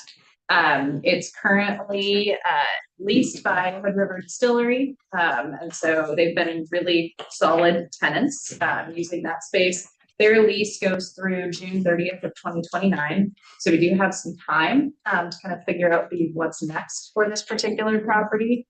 But today wanted to just kind of seek commission feedback on how you'd like us to proceed in doing this. I will note that in another planning item that we'll be discussing about Marina East and West, kind of thinking towards request for development interest, and perhaps depending on the commission's direction for Marina East and West, we may be able to mirror what worked well in that process should you direct us to move forward on that. I will say that kind of from a financial consideration, currently the Maritime building does perform quite well. Debbie's shown that in our financial documents. So, in FY25, it's about $311,000 we're receiving in revenue. And kind of comparing that to the cost of waterfront recreation in this area is about $376,000. And so all that being said, the current lease in the current condition is providing revenue. So using that just as a baseline for the potential for substantially more going forward in a way that could help offset the cost and pay for the recreation components in the waterfront area and some future improvements as well. That site is also set up with the new parking lot immediately adjacent to it. And so that there's always consideration around how will parking function in this area. And so that new parking lot kind of opens up an opportunity to support a future development in that area as well. And then Commission, this better than I do, given your history, but there's been a number of different development proposals over the years for this site. And so I just want to kind of, again, get direction on how you would like us to proceed and start planning around this. So I guess first and foremost, do you see value in us proceeding with a development opportunity process around this? And also, given that we are early, are there types of uses that the commission is most interested in for us to start exploring? And in particular to, your sort of vision and thoughts on engagement in this process. So I would say for this, it's more of a high level conversation, given that we have time. We'll maybe want to dig into more of the specifics of these same questions on Marina East and West, given that they're more near term. But for Maritime, just again, wanted to put on the commission radar so that we can be prepared come June 29 to have an option ready. Yeah, can I really quickly, and Megan may have mentioned it, but I wanted to say, the reason that we're having this discussion is that, and one of the reasons the Maritime performs very well, we don't put any money into it. We're not replacing the roof. We're not doing, the building is already to the point where it's, when the lease is up, the building is pretty much up. So we can't continue with what we're doing now. So that's why we're saying since we can't continue with what we're doing now, what should we do? Yeah. So I just wanted to throw that out there. Thanks. I was just gonna say, it's such a bummer when you're walking along the beautiful waterfront park and then you get to the Maritime and it's just like, is it dark water or is it? So the faster we can implode that and something different, the better. So I think the real question is, looking at it and what kinds of, not specifically, we're probably not gonna build anything, let's be honest. What kind of lease proposals are we interested in the future? Is it somebody building wings or somebody doing something with recreational, or somebody doing sort of, Yeah. probably what we need to know. I feel like this would be a priority on public access on the riverside. Of course. And Yeah. So park whatever- like setting. Yeah, whatever deal we we arrive at there should beautify and enhance that trail area. Yeah. And improve the experience there. That said, my own thing that I've been thinking about for the last few years is I know so many people who are very talented, very educated, love to live in the gorge, but they're like, yeah, there's no jobs there. You know, how do people manage to live here? So a lot of people work from home or have some other kind of, you know, thing. There's all sorts of, like I said, very smart, talented people who would like to be here. So if you could convince, you know, a big tech company to put a little campus there to create, you know, a couple hundred highly compensated jobs, that could be a huge boost to the community, and have, you know, knock-on effects to property tax base and all sorts of other things too. So, you know, and a lot of tech businesses they're quiet, they don't generate environmental, you know, garbage. A warehouse is not the highest and best use. In a perfect world, maybe just turning that into a lovely parkland would be awesome, but we all know that how do we pay for parkland? So to me, I feel like we need to float this idea to the kind of companies that would put a lot of good jobs there.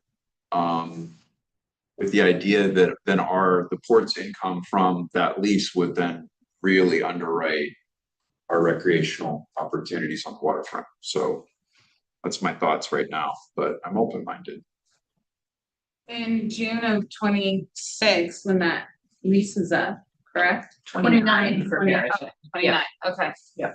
If we do not have a plan, we cannot, like, is it a safety issue? We cannot let them have access to the building anymore after that point. I know it's not advisable, but Sure. I'm just saying, like, I could be, and the reason I say that is, you know, I've been saying for a while that I want to look at this waterfront area as a comprehensive look. And so the thing that I fear of is, you know, we're talking about the maritime and the east and the west, and we're compartmentalizing these things, when I think that this is the time when we should be saying, this is when we need to get the committee together to look at the overall comprehensive waterfront management plan. You know, you look at the proximity of the maritime to the hook. Is there beautification things that we could look at, funding things that could increase parklands around the hook? I mean, I just think that this is the time to open up that broader conversation and, you know, see if there's larger campuses that Right. are interested in the gorge. There's been a couple of proposals for some tech campuses, but it was more of they wanted to build the campus, but they didn't necessarily have a tenant that immediately wanted to move in. And I think that's not necessarily ideal. So I feel like this is the prime time for us to say, let's get a committee together. Let's start looking at what could happen. What do we want to see the vision? How do we want the flow of the walkers? That's my opinion.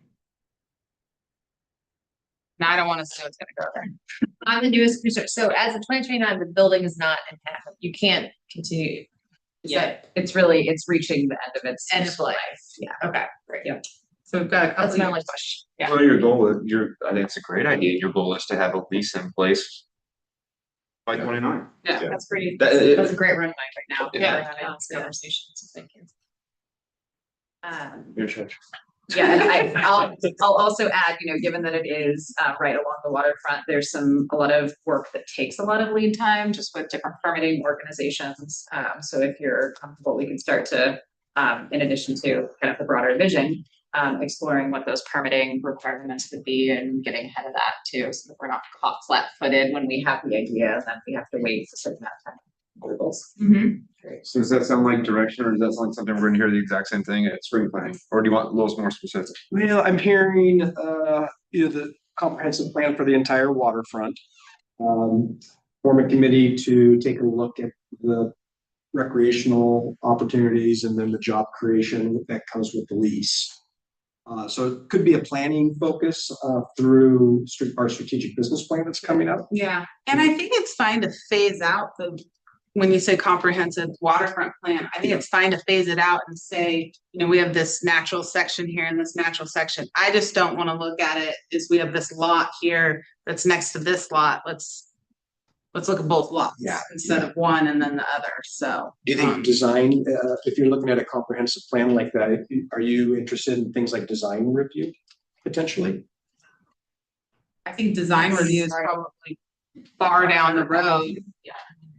I think more of, like Tor said, what businesses are interested. We should probably give Megan free rein to start looking at How long does Jensen have left? the permitting and everything. I think Jensen needs to be a part of the conversation. It has to be. I'm just curious if it's 10 years, which I know is longer than that, or 50, and then whatever. Well, we're about to put a brand new roof on it. Yeah, I was gonna say the life of Jensen's much better than Maritime. The roof is just one point. I think the overall leasing of Jensen's, solid for the next 10 years.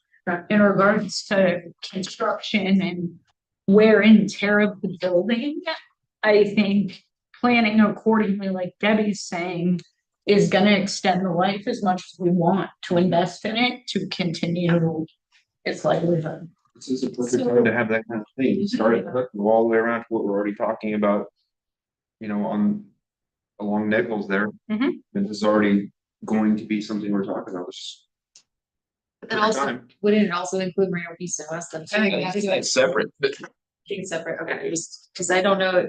Well, I think the waterfront plan is, but there's a natural barrier there, and there's a natural user groups that go over to the right versus to the left, and so it's an easy way to cut the elephant in half.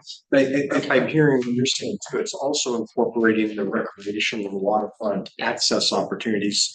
We all know that the waterfront's been studied many, many times, but there hasn't been a lot regarding the recreational side. And so I think we're looking at equal parts there. Okay, I think we've got enough there to kind of take a run at it as a planning exercise for now. Yeah. Yep, and as part of that, maybe one more question for the commission. Would you be comfortable with us also kind of engaging some expertise on like a real estate analysis as part of this planning study? I'm just also, I don't want to study something, to talk about it, to create a strategy, then to go out and get maybe a second opinion and get public comment. And then suddenly it's like, you spent $100,000 in rent. Well, what do you guys want to do? Let's get the proposals and see what we can do. And more changes over. And I mean, so as a consultant, I know consultants can just keep going and going and going and going. You have no idea what you're doing, and it's 20 years down the road. So I would just say, I think we all agree, we don't want to overstudy something, but we have a really great staff. And I think you guys can move forward with the least amount of studies that we need. Agreed. Consultants could consult just to consult. If you let them. We've got the benefit of having our strategic business plan coming up. And so if there's a way to leverage that planning effort, all together. Yes, great. Yeah. And I guess I would see, I'm hearing the direction for the planning really as a way to set some initial parameters for what the future possibilities could be, that then could go forward into a community sort of engagement process. If I'm wrong on that, I'd love to know whether there's sort of expectations on broader engagement earlier. Is that Okay, thanks. Thank you. Oh, now, Megan, you're back. Yep. Part two. I suppose we could have almost combined these conversations given the one we just had, but similar story, looking at the opportunity for Marina East and West. You can almost see them out the window behind us here.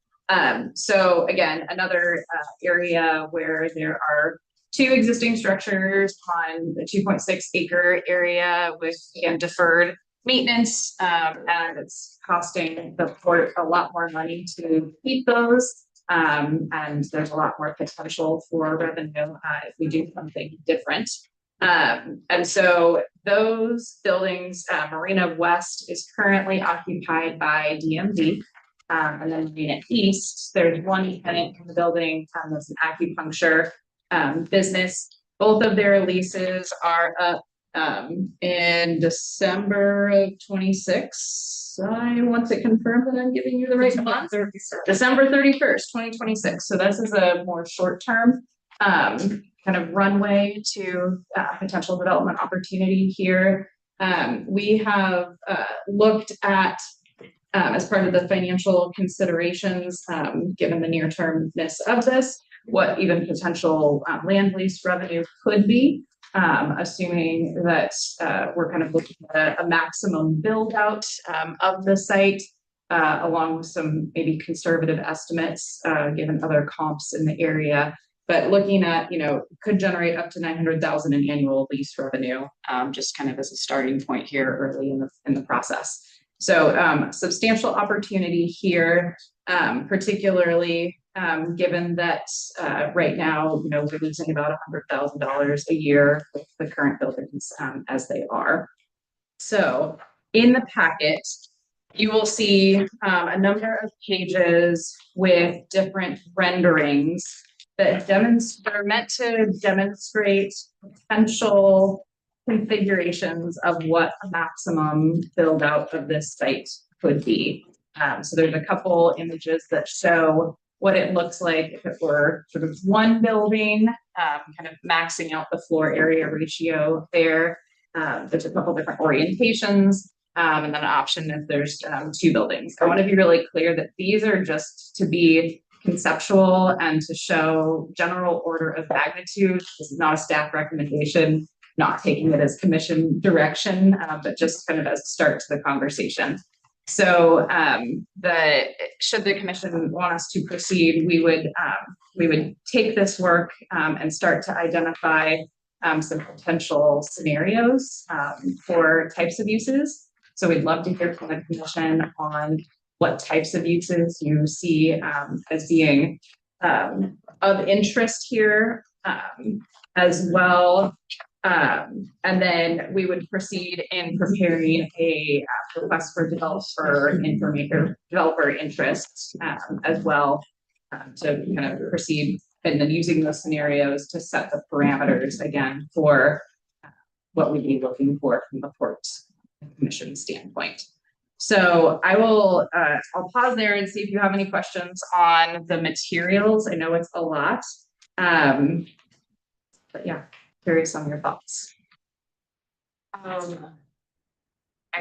Just for a starting point, obviously the magnitude of having one giant building would dwarf the marina. And I would just really upset everybody. And just to throw an idea out of what I think would be amazing down there is some sort of think like Victoria Kalama did, like a marketplace that has, I can show you the picture. Oh, It yeah, has- Port Kalama, that's cool. Yeah, That's really cool. yeah, it has vendors, event spaces, pop-up markets. Yeah, that's super cool. It's really a beautiful building, which would a lot of businesses could use. And It could be a flex space as well. could have the event area could be a flex space. Yeah, I would say I agree that if we are gonna do a single building, architecturally, it does need a lot of breakup. But I definitely see, because of its proximity to the marina with the boats and the sailing, and it's such, it's calm waters, it's a nice area. Having it be a very, a building obviously, but having it have a lot of public spaces and public breezeways and things for people to hang out on. And I definitely want to make sure that we maximize proximity to the water. And I will just note on the renderings, while they show 4-story buildings, that's really maximizing the height limitations that we have with the zoning. I think in reality, you probably would be looking more at a 3-story building, might still be the same height of that structure, but kind of creates a more open ground floor feel as well. So While also preserving the pathway. yes, absolutely. And again, this was intended just to show maximum build out, not what we would maybe design or propose. But looking at it too in relation of the scope and scale of the existing buildings and structures that are there. You can kind of see those ghosted in a couple of the images too. You guys remember when we did the Barman, this is before 2 people, when we did the Barman, we put it out there. We put it out to developer interest, we said, because we didn't know, because there was idea, maybe we could do this, maybe we could do this, but when it came down to it, we weren't doing anything. It's a developer that's gonna do it, so we're not gonna, we can tell them. We need to preserve this trail, we need to, I mean, this is the aesthetic that's important to us, but when it actually comes down to what is getting built there. It's gonna be up to the developer. And when we put it out there on the Barman property, it came back as. It can only be a hotel, nothing else. We brought in developers to explain to us why, and they did. I'm like, okay, it makes sense. I think when we put this out there, we're gonna get a lot of good feedback about what can or should or would best go there from a development standpoint. It's gonna be a lot of good info. Your comment is actually kind of feeds into with my comments, so it's a nice segue. I just had 2 things, which is one, I feel strongly that whatever goes in there needs to really enhance that public trail access. It's kind of like the same idea down at the Maritime. Like if we're gonna have development there, it needs to not just preserve a public right of way, it needs to make it better. Yeah. It needs to feel like a really welcoming space, it's enjoyable.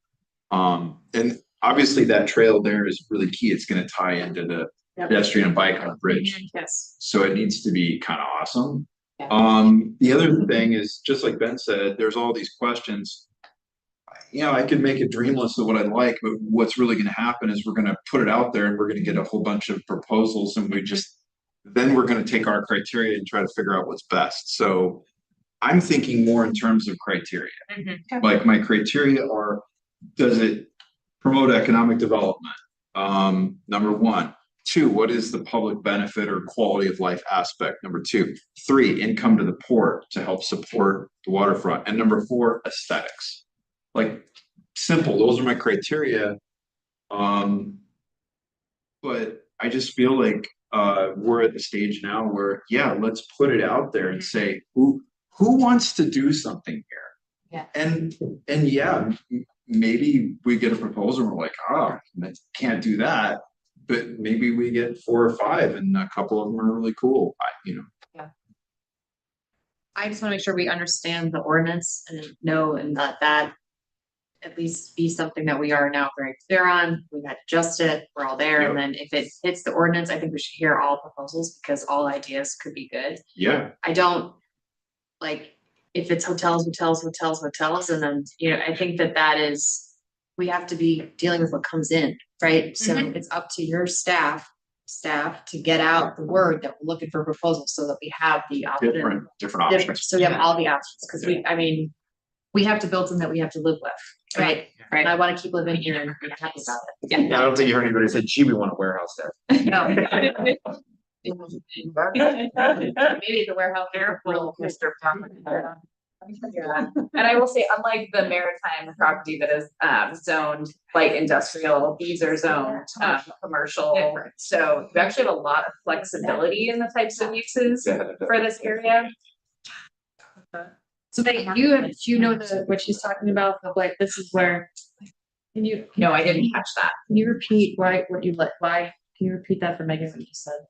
Oh, I hope somebody wants to build this here because it's a public space where people can just go in and wander around, eat from a variety of food vendors and shop at local either pop-ups or retailers. and also use flex spaces for different things. So it would just be like building for our community. Cool. And it also would be a place for startup businesses. When the building's artistic. Yeah. It lets light through, it's a view corridor, it could really be a nice balance. I love it. We like pretty stuff. Yeah, light. Yeah, let's get it out. Let's see. Okay. The schedule that she's got in her staff memo, should we Yeah, follow it? Perfect. all right, that was my last question, thank you. Yeah, sorry. No, that's great. If that could just be one building, maybe that, we could have two Sure. buildings. Have as many. Yeah, right, well, we will get started on putting together the request for developer interest. Bring updates back to you, and obviously we'll bring that RFPA to you before it goes out, so you can find all the buttons left. Thank you.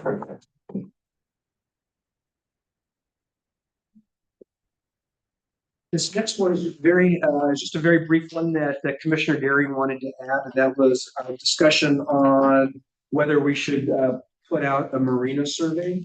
And really regarding some of the other issues that have been coming around the houseboats. And so, Commissioner, do you want to lead that discussion? Oh, the reason I brought this up to Kevin was after the very emotional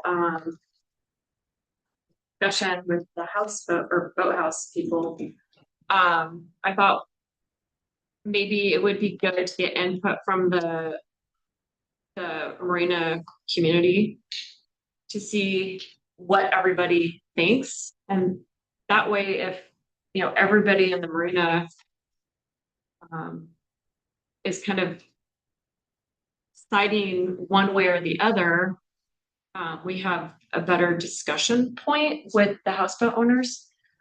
But it was just a thought, and I know we don't need to have an input, that we represent the people, and we don't need to do it.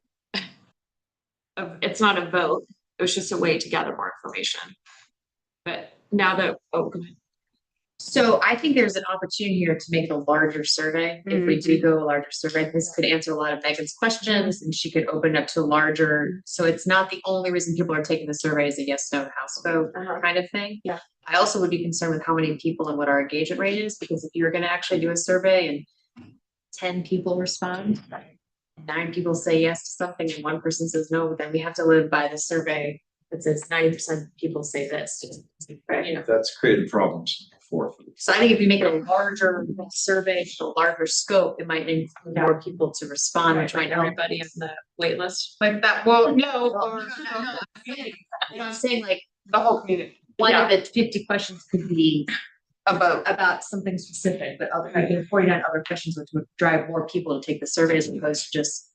Yeah, if we did decide to do something, we could that include the sternway. yes, include the stern What do wheeler. you want us to do with Marina East West? What do you think Marina about- East West, do you wanna be involved in a strategic committee? Do you currently have slip? Yes, no. Yeah. Do you like pasta on Thursdays? Yes. Yeah, I mean, it could be you know, anything. It doesn't even be about. And we don't need a consultant to make this survey, Yes, I yeah. think we can survey monkey it and Oh, yeah. people form it or Yeah. whatever. And make it pretty informal. But that might, yeah, I agree, that might guide some of your answers. Okay. And we might see an overwhelming answer.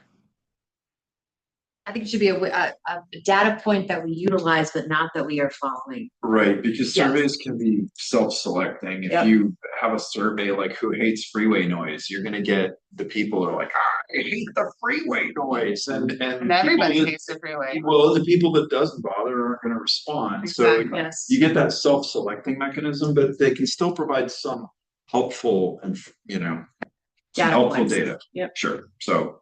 I just don't know where, I don't know what we're gonna learn, maybe we'll learn a lot, I don't know, like, and I agree, because the marina doesn't belong to its users, it belongs to every community. Right. I personally, since she's in the room, don't care about sailboats at all. I will always support the sailing program, Right. always. So I'm wondering, how are people gonna answer? Oh, I don't like that. Exactly. Yeah. What's that telling me? But maybe we'll get some good info. I think I agree that wording it instead of do you like this, or do you support economic growth in this? I don't know. Well, I don't know anything about surveys really, but I just felt like I wanted our constituents to know that their voice matters and that we hear the complaints and that we're listening. Even better is kind of a survey that asks people to write a sentence or two, right? Because then you're not. It's like, as someone who used to design multiple choice tests, they can be written in such a way that everybody fails. I mean, they're the most devious, evil kind of tests there are, and surveys can end up being the same way. So if you have a short answer, that's a better way to gauge ideas and stuff like that. Especially if you are thinking you're gonna get a small response. Right. Yes, and Right. take the time and read their responses, so. Quick clarification. So this survey and the results, how do you see that being a part of the meeting that's been scheduled for December with the? No, I don't. It's a separate discussion. Separate. It's just it's a way for us who are elected to make strategic decisions have more data. What are you thinking you'd like to see the results from this? Do we have enough time to get the survey together, to get it out, to get people to take the survey, to get the data back, I mean, late this winter. to better it's fine. understand it, and then to make a decision by Next, meeting? early next year is fine. Yeah, there's no decision that we have to. Can the commission see survey before you Oh, send? yeah, absolutely. Yeah. The only thing that is really more of a time issue is the Sternwheeler issue. If you want feedback on the Sternwheeler, and if we're trying to kind of decide about that by the end of the year, that one's a little bit. And maybe even like the Marina East-West RFDI. It's really messy because it's not necessarily going to give us good information. Because So I just don't like, I'm elected to do this but every single time that I don't know. Well, and I also, it's such a commitment because it's hard because you want the input. We do offer people the ability to input on our website. Do we ever get feedback? Oh, time we get lots of people. I don't know if you get We get some good stuff every once in a while. So maybe instead of this survey, Maybe we because just then encourage people to. we're binding ourselves in our timelines by results, which we may be more or less helpful. Why don't we just make a more concerted effort to ask for input on the website?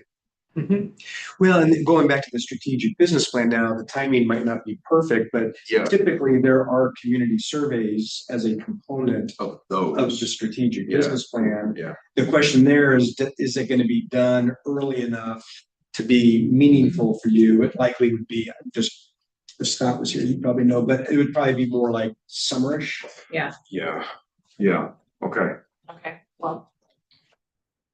It was a thought, but if it's not useful, and not timely. Well, we could definitely do is make it a focal point of the strategic business plan. Is that happening pre or post spring planning meeting? It's actually going to be probably a 6 to 9 month process. Which begins approximately the spring planning meeting? It'll start before.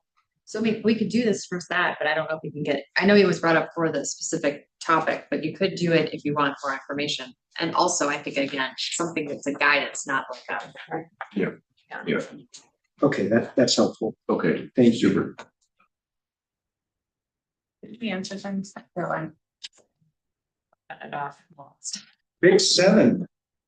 Wow. All right, so obviously we have the big 7 building, which is,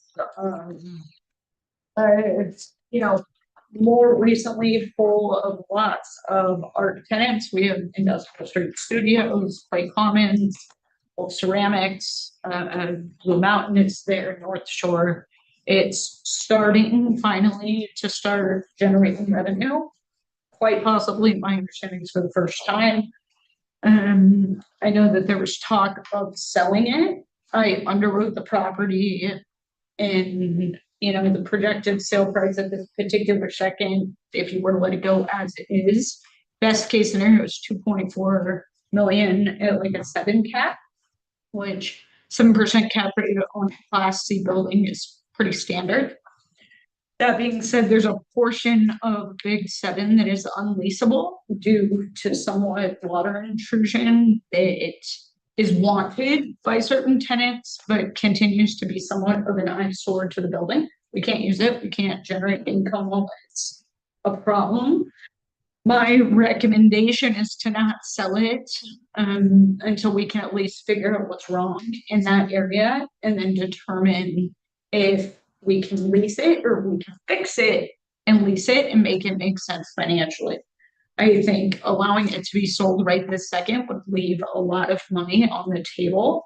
That could possibly be quite income generating for the port 2-3 years from now. So what I would like to see happen and ask for ideas on is to get, for the first time, a commercial inspection to look at the entire building. Does 2 things. One, it creates what Debbie has been asking for. And hey, these are red flag items that we need to take care of, or worst case scenario, be aware of at the time of sale. And it allows us to potentially fix what can be fixed reasonably and then benefit from being able to lease. So I would like to know, do we sell it right now? It's semi-full. And then if we're not gonna sell it, is a commercial inspection something you guys would like to proceed with?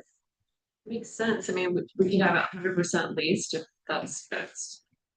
Could we start with a commercial inspection on this building with the caveat that we would like to do it to the other buildings, so then we have.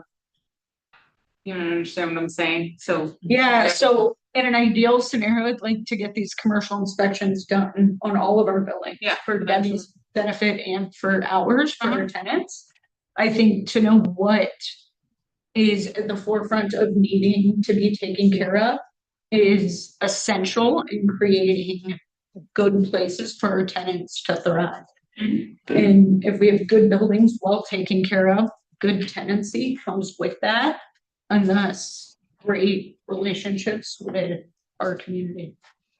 And at least if we find out that there's an albatross hanging around our neck, we'll know the size of it. Correct. Ryan, is that giant motor still sitting on top of that building? Yeah, remember that? Which one? The Big 7? Yes. Why don't we sell that? Isn't there also a motor inside the? There's some other stuff. Yes. There's stuff that we should just sell. Correct. Yes. Correct. There's a lot going on. Yeah. We're all. There's weird stuff in that building. Yeah, it's a It's very valuable to unique somebody. building. Yes. Yeah, it's a very unique building. Is there anything weird? It's unique. Is there anything that you're gonna find that is like, are we scared of what we're gonna find? I, No, that's kind of like, that's a great question and you have to disclose what you find if it's. correct.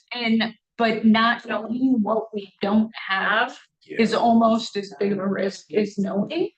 Because we go to market at 2.4 million, find out there's a $500,000 catastrophic something wrong. Then we're selling building for under 2 million because we didn't fix it. Yeah. And knowing is half the battle, right? And then you decide to sell based on something big going on, then it becomes a negotiation standpoint for a potential buyer as opposed to going in uneducated.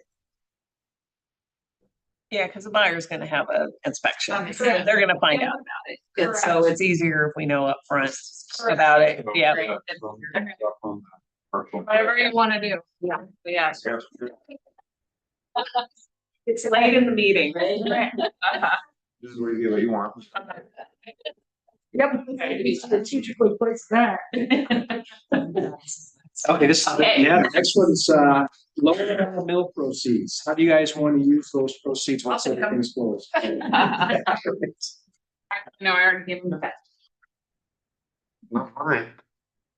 We have internal controls that will prohibit that, so. Next. Like to make a proposal that we earmark 500,000 for the airport building project and shovel the rest of it into the roundabout. Second that. That- Should we take a vote? No, we just talked about it. We just talked about it. And is that 500 good for the match that you guys are gonna need up there? We're going to Get you need, there. we're going to need a 20% match for any EDA money, and that will help. And that commitment, showing that commitment is also going to help on the community fundraising side. And 5 is enough. Will it be enough at the end of the day after we? Boy, I hope so, but it might not be. Okay. To be honest, I mean, there's other funding sources we're gonna go after, but that shows a serious commitment to the project. And I think if we had the cash also, that if we need to come back and have a chat about a couple more bucks, that's okay. Sure. Because yeah, putting money, can't. Yeah. I'm definitely. yeah, I think that's a I reasonable like your amount. marking. A reasonable amount for right now, and I will point out that facility will also be an income generator. I request one adjustment to your recommendation. What's that? Any money that goes to infrastructure down on the port, that Yep. this commission earmarks it for construction. If we need more money for consultants or operational expenses, I don't think it's okay for me to just do that without coming to ask Yeah, you guys. Absolutely. So Totally fair. 500,000 earmarked for the terminal building and the rest for the construction of the roundabout. Perfect. Yeah. Yeah. Very helpful. I feel And that's funding gap. Good clarifying. I really like that. That essentially gets you almost to fund it on phase one and will allow build grants to either be used for phase two planning, like we're gonna apply for, or if we get some of that money for phase one construction. I obviously come back here and tell you about it and ask for that money to just be transferred to phase two construction, or you can put it somewhere else. Yeah, Perfect. grant money will be first. This helps the grant that you're writing then because it kind of fills in the commitment of what we're gonna be using. So Yeah. there's much more high chance as opposed to Getting having the to grant. double make Yeah. work. If we get this, then we can get this. Yeah, could it be termed, and kind of going back to your question on if we're sort of earmarking or delegating the money to the roundabout? Would the commission be comfortable framing it as like earmarking it towards construction of the transportation improvements in the water? Waterfront infrastructure or something like that. Yeah, absolutely. That way that gives us some flexibility. Yeah, Yes. That's smart. okay, That's. I think the keyword is construction. totally. That Put was the line first. so you can see Yeah. the base of it, Yeah. Great, okay. Great, okay, thank you. Next one, okay, so this is the Indian Creek Trail. So, we've had some issues out on that facility, it doesn't fit neatly within our portfolio. It's on a waterfront recreation, asset. And so really the question is the commission interested in reaching out to the city, the county, the Parks District, or potentially abutting private property owners? You got the staff memo there. I can go through all the things that happened out there, but I think you know the issue. So what's? Would it make sense to reach out to all three entities and see who's interested? Sure, absolutely. If you're ready for that, if you're willing to put it out there. Yeah, and I think that, I just would wanna make sure that the other entities, I mean, would there be any disadvantage to giving it to the, adjacent landowners? In, 20 years down the road, I understand that there would be like an easement, so that might be something that we would want to address to the different agencies. Because they might be more inclined to wanna take it on to ensure that they have that future control. Sure, yeah, absolutely. Right now, the primary easement is with the rec district for the trail itself. That's the big one. It's the upland and the down from the trail, which is the issue. Yeah, I just think it's a priority that, if possible, land stays public, and if Yeah. no entity wants to take it, then we're within our rights to sell it to homeowners who wanna buy it. That's helpful. That's helpful, guys. I mean, that seems reasonable. Okay. Perfect. That's what I was looking for. Thank you.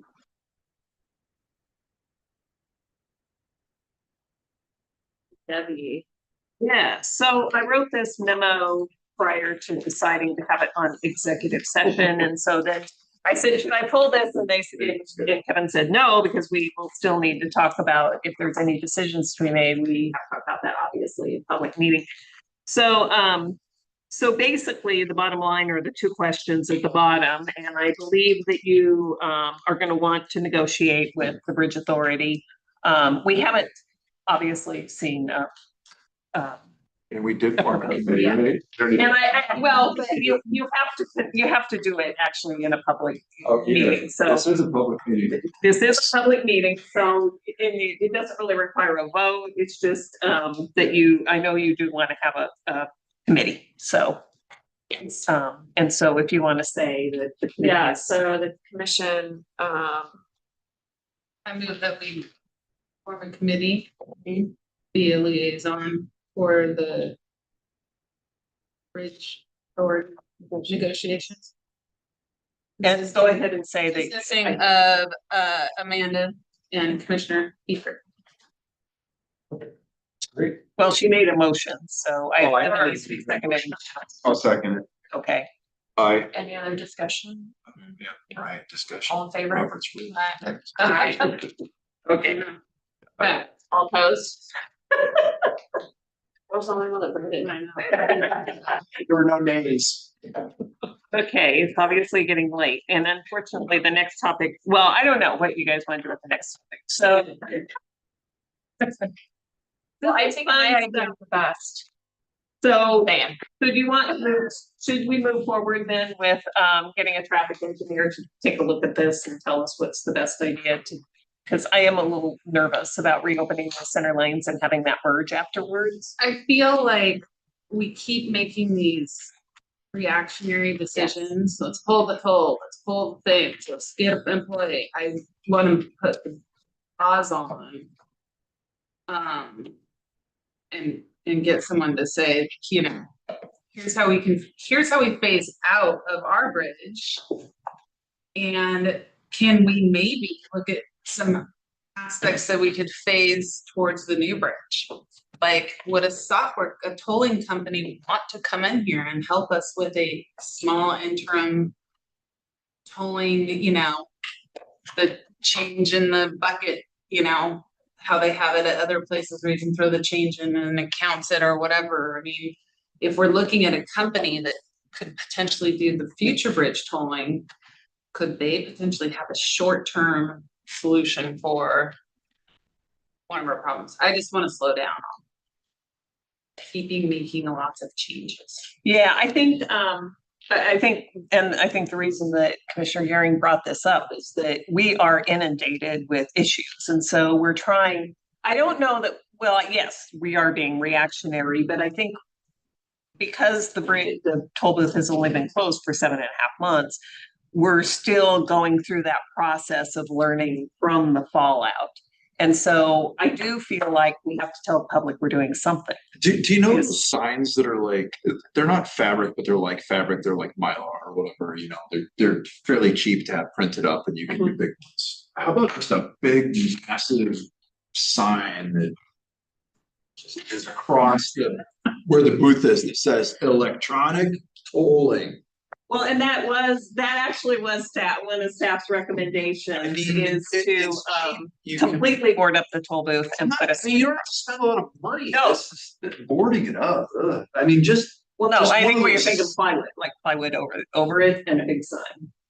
Yeah, I mean, Okay, so something was cheap. the merging an issue when the toll booth was open? Yes, but it was on, yes, and it was on that side, and at that point, people were completely stopped in the toll booth, but then they would speed up and then the other side would try to beat them. And so I got complaints constantly from the people that worked in the toll booth saying, somebody's gonna get killed in this, but there really wasn't much that we could do about it. Right, and so now the merge is before the toll booth. We still get complaints about it from Yeah. But at public. least there's not the blind spot of the toll. That's here. what worries me is the blind spot. Yeah, but having that sign inside the toll booth with a bunch of information, that's That all needs. misleading to people. They're like, oh, what? Accident there from merging? Not that I know of. Not a problem. Yeah. But it does worry me if people are not coming to a complete stop on those the interior lanes and they're going through there, and people will fly through there, especially if they know. And then you have, and then you have people on the other side coming in. I'm worried about that high speed merge on the other side. That's my concern with that one. I like the idea. What if the outside lane was, we put the gates back on the outside lanes, and that's the one where people have to slow down and read the sign that says pay by mail. But I guess that's just like half the problem we're having. What is the deal with people getting bills that didn't cross the bridge all the time? We've had a few of those. It's because of misreading license plates. Okay. I mean, I also, my concern, we're gonna do new signs. My concern needs to be, is very clear that if you do not pay, then there will be an admin fee, because it looks like it's $2.50 and my husband paid 2 bills of $28 plus. And that is we're saying it's $3.50, but yet it's really, there's a lot of misunderstanding and people don't read signs, Debbie. Oh, I know. People Oh, don't hey, read emails. you are preaching to the choir. I want a solution. I want to know it. So I think we go back to the toll takers.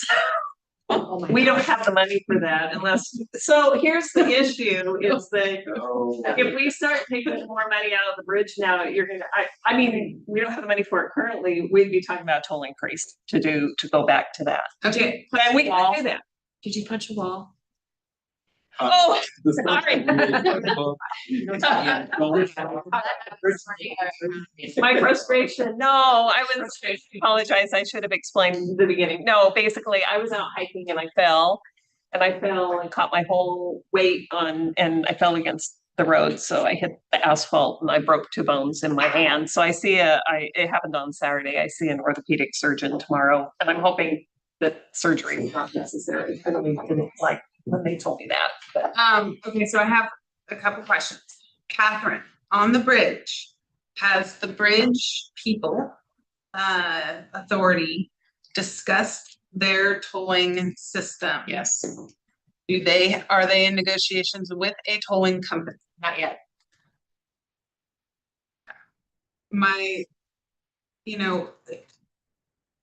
We talked about it, like, going back to, you can buy a thing of coupons, you can buy I feel like that there could be some sort of thing that we could offer people, but if we knew that this was gonna be a problem for theoretically, 4 years we have this issue? Oh, more than that. Probably, I mean, I'm guessing the new bridge will be open maybe in 33, 32. 33, okay. So would it be, I saw that, Amanda. Don't laugh and say it. because our existing tolling system just doesn't have the ability to accept payment. Except by mail. Well, or they can stop in here. So Yeah, we but have I'm great saying, like, if ideas. there's a drive-by, like, I just remember when I was a kid, and you could buy the toll things and you threw the money in. And I'm just wondering if if we could reach out to a company. So, well, we talked about this now, the conservations don't work as well, and so you're holding up traffic. But the new bridge is not. So if You the can- pay by, how much do we have invested in the pay by mail system?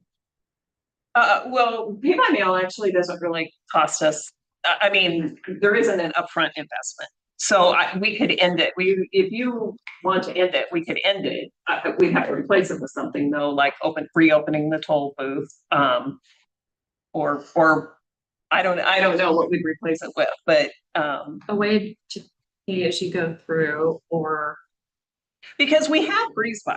So the ticket, when we had tickets before, then when we got Breeze By, we did away with the tickets. That was where the tickets. I'm just thinking of a shorter term solution that's not a massive financial investment that allows people to not receive a $25 ticket in the mail. Right. And it is going to, it should just be $3. It should $3.50, $3 and then 25 after that. And so I've been really pushing our tolling system to get that in place. And we don't want arms. We don't want arms. We don't want Take away all the. But I feel like, I mean, we have passport parking downtown where someone can go in and put in their license and pay by the hour. Isn't there a? They can, you can prepay, you can pay when you go. But someone has to actually come in here. Well, no, you can go online and pay it online before you cross. But if I'm coming from Georgia. And then you can pay right after you cross, you can go online and do it. How am I gonna? You still don't get a, You put your license plate number in. and the system knows that you paid. But I weird that on the sign that we have, like, I'm just saying. I know, but you just told me nobody reads signs. I know.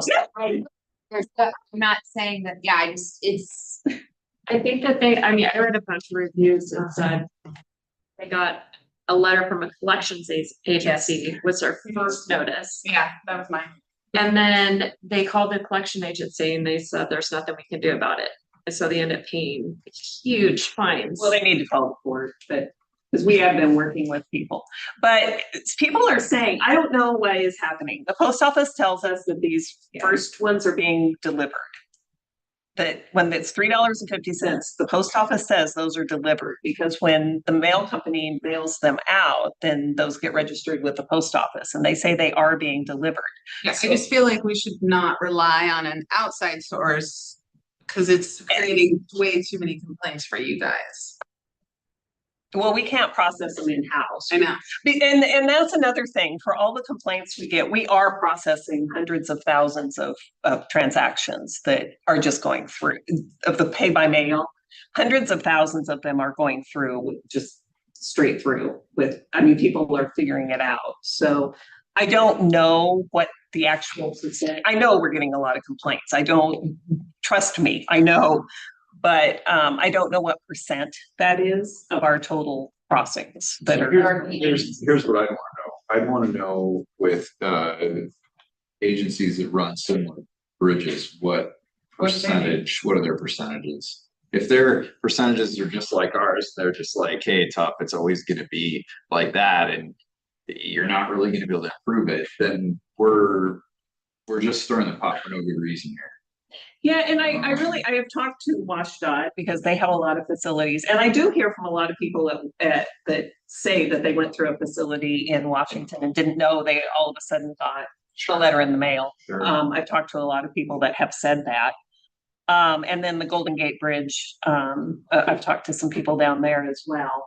Now, I think that the one advantage that both of those places have is that they have a number of toll facilities in the area. Yeah. Whereas here, we're out in the middle of nowhere and all of a sudden you come up on a toll bridge. Yeah. So I think we're unique in that sense. I just thought maybe putting some little flashing lights on the top of the sign to get people to look at it. Yeah. Yeah. Can we have a stop gate with the credit card thing and it break the stop? Well, and It breaks all the time. No way. No, we can. And I actually lots of last week. He's gonna go fix it. Yeah, right. Okay, so I have, in the essence of time, because someone has a birthday party, can't be late. I noticed that there's still a sign in the center, which I do agree is very confusing. Yeah.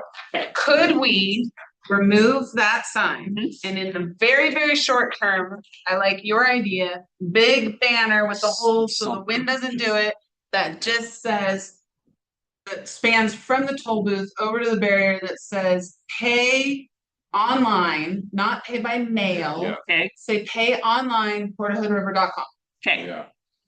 And have a QR code there so someone driving by could scan their QR code. Okay. That'd be great. But then on the website, it needs to have on the banner On the pay very your first toll page. here, and then Yeah. it direct click to the. Front the page. One, Front page. one click though, it needs to be one click, because if your people are having to click, click, click, click, That's click. what a QR code would take. come in handy. But that's just right to the payment, Right, not yep. to like the Port of Hood River where I gotta find for the pay. Yep, Because okay. the Port of Hood River website is not the Friendliest.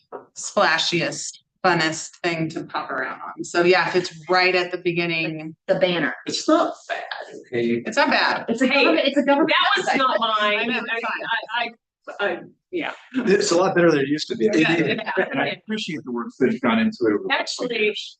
It has. You know, Wonderful.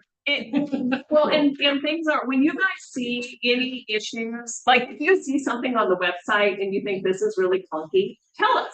Because then we can take a look at it and go, oh, yeah, I see, and we can work on fixing it. If you guys just go, oh, this, this is really clunky, but then we don't know, right? We don't know to fix it, so please let us know. Do you guys have consensus on that? One more thing. Yes. I know we're trying to get that out of here, but what if it looks so ugly with all the Jersey barriers and everything?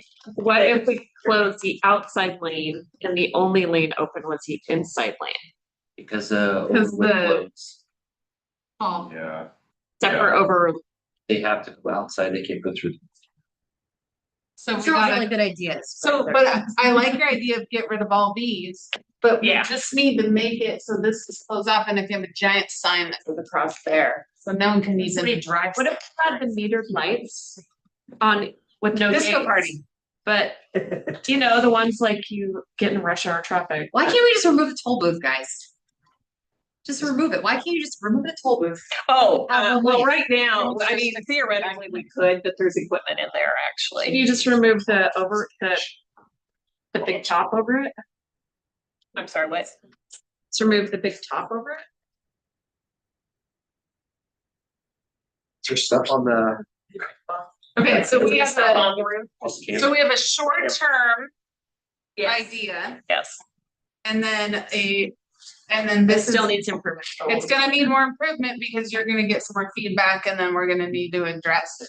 Right. Okay. Should the internal bridge committee, Address. and you're Just getting deal with it. all, Yeah. what do you need? Internal bridge committee should probably look into if this is gonna be a 5-year problem or a 7-year problem, at least. We need a prettier, we need something prettier. Well, That makes sense. Okay. That's a great, okay, Who's the committee? Who's the Very committee? good. are you good with that? Yeah, Sorry. that is okay, actually. Believe it All or right, not. so, we're adjourning the fall planning work session. Is everyone okay to not get in there? That's fine. Yeah. Okay. And we're gonna, call the regular session of the Port Commission order at 5:01. Time, guys. Okay, so Wait, are we in regular session? we're in regular session.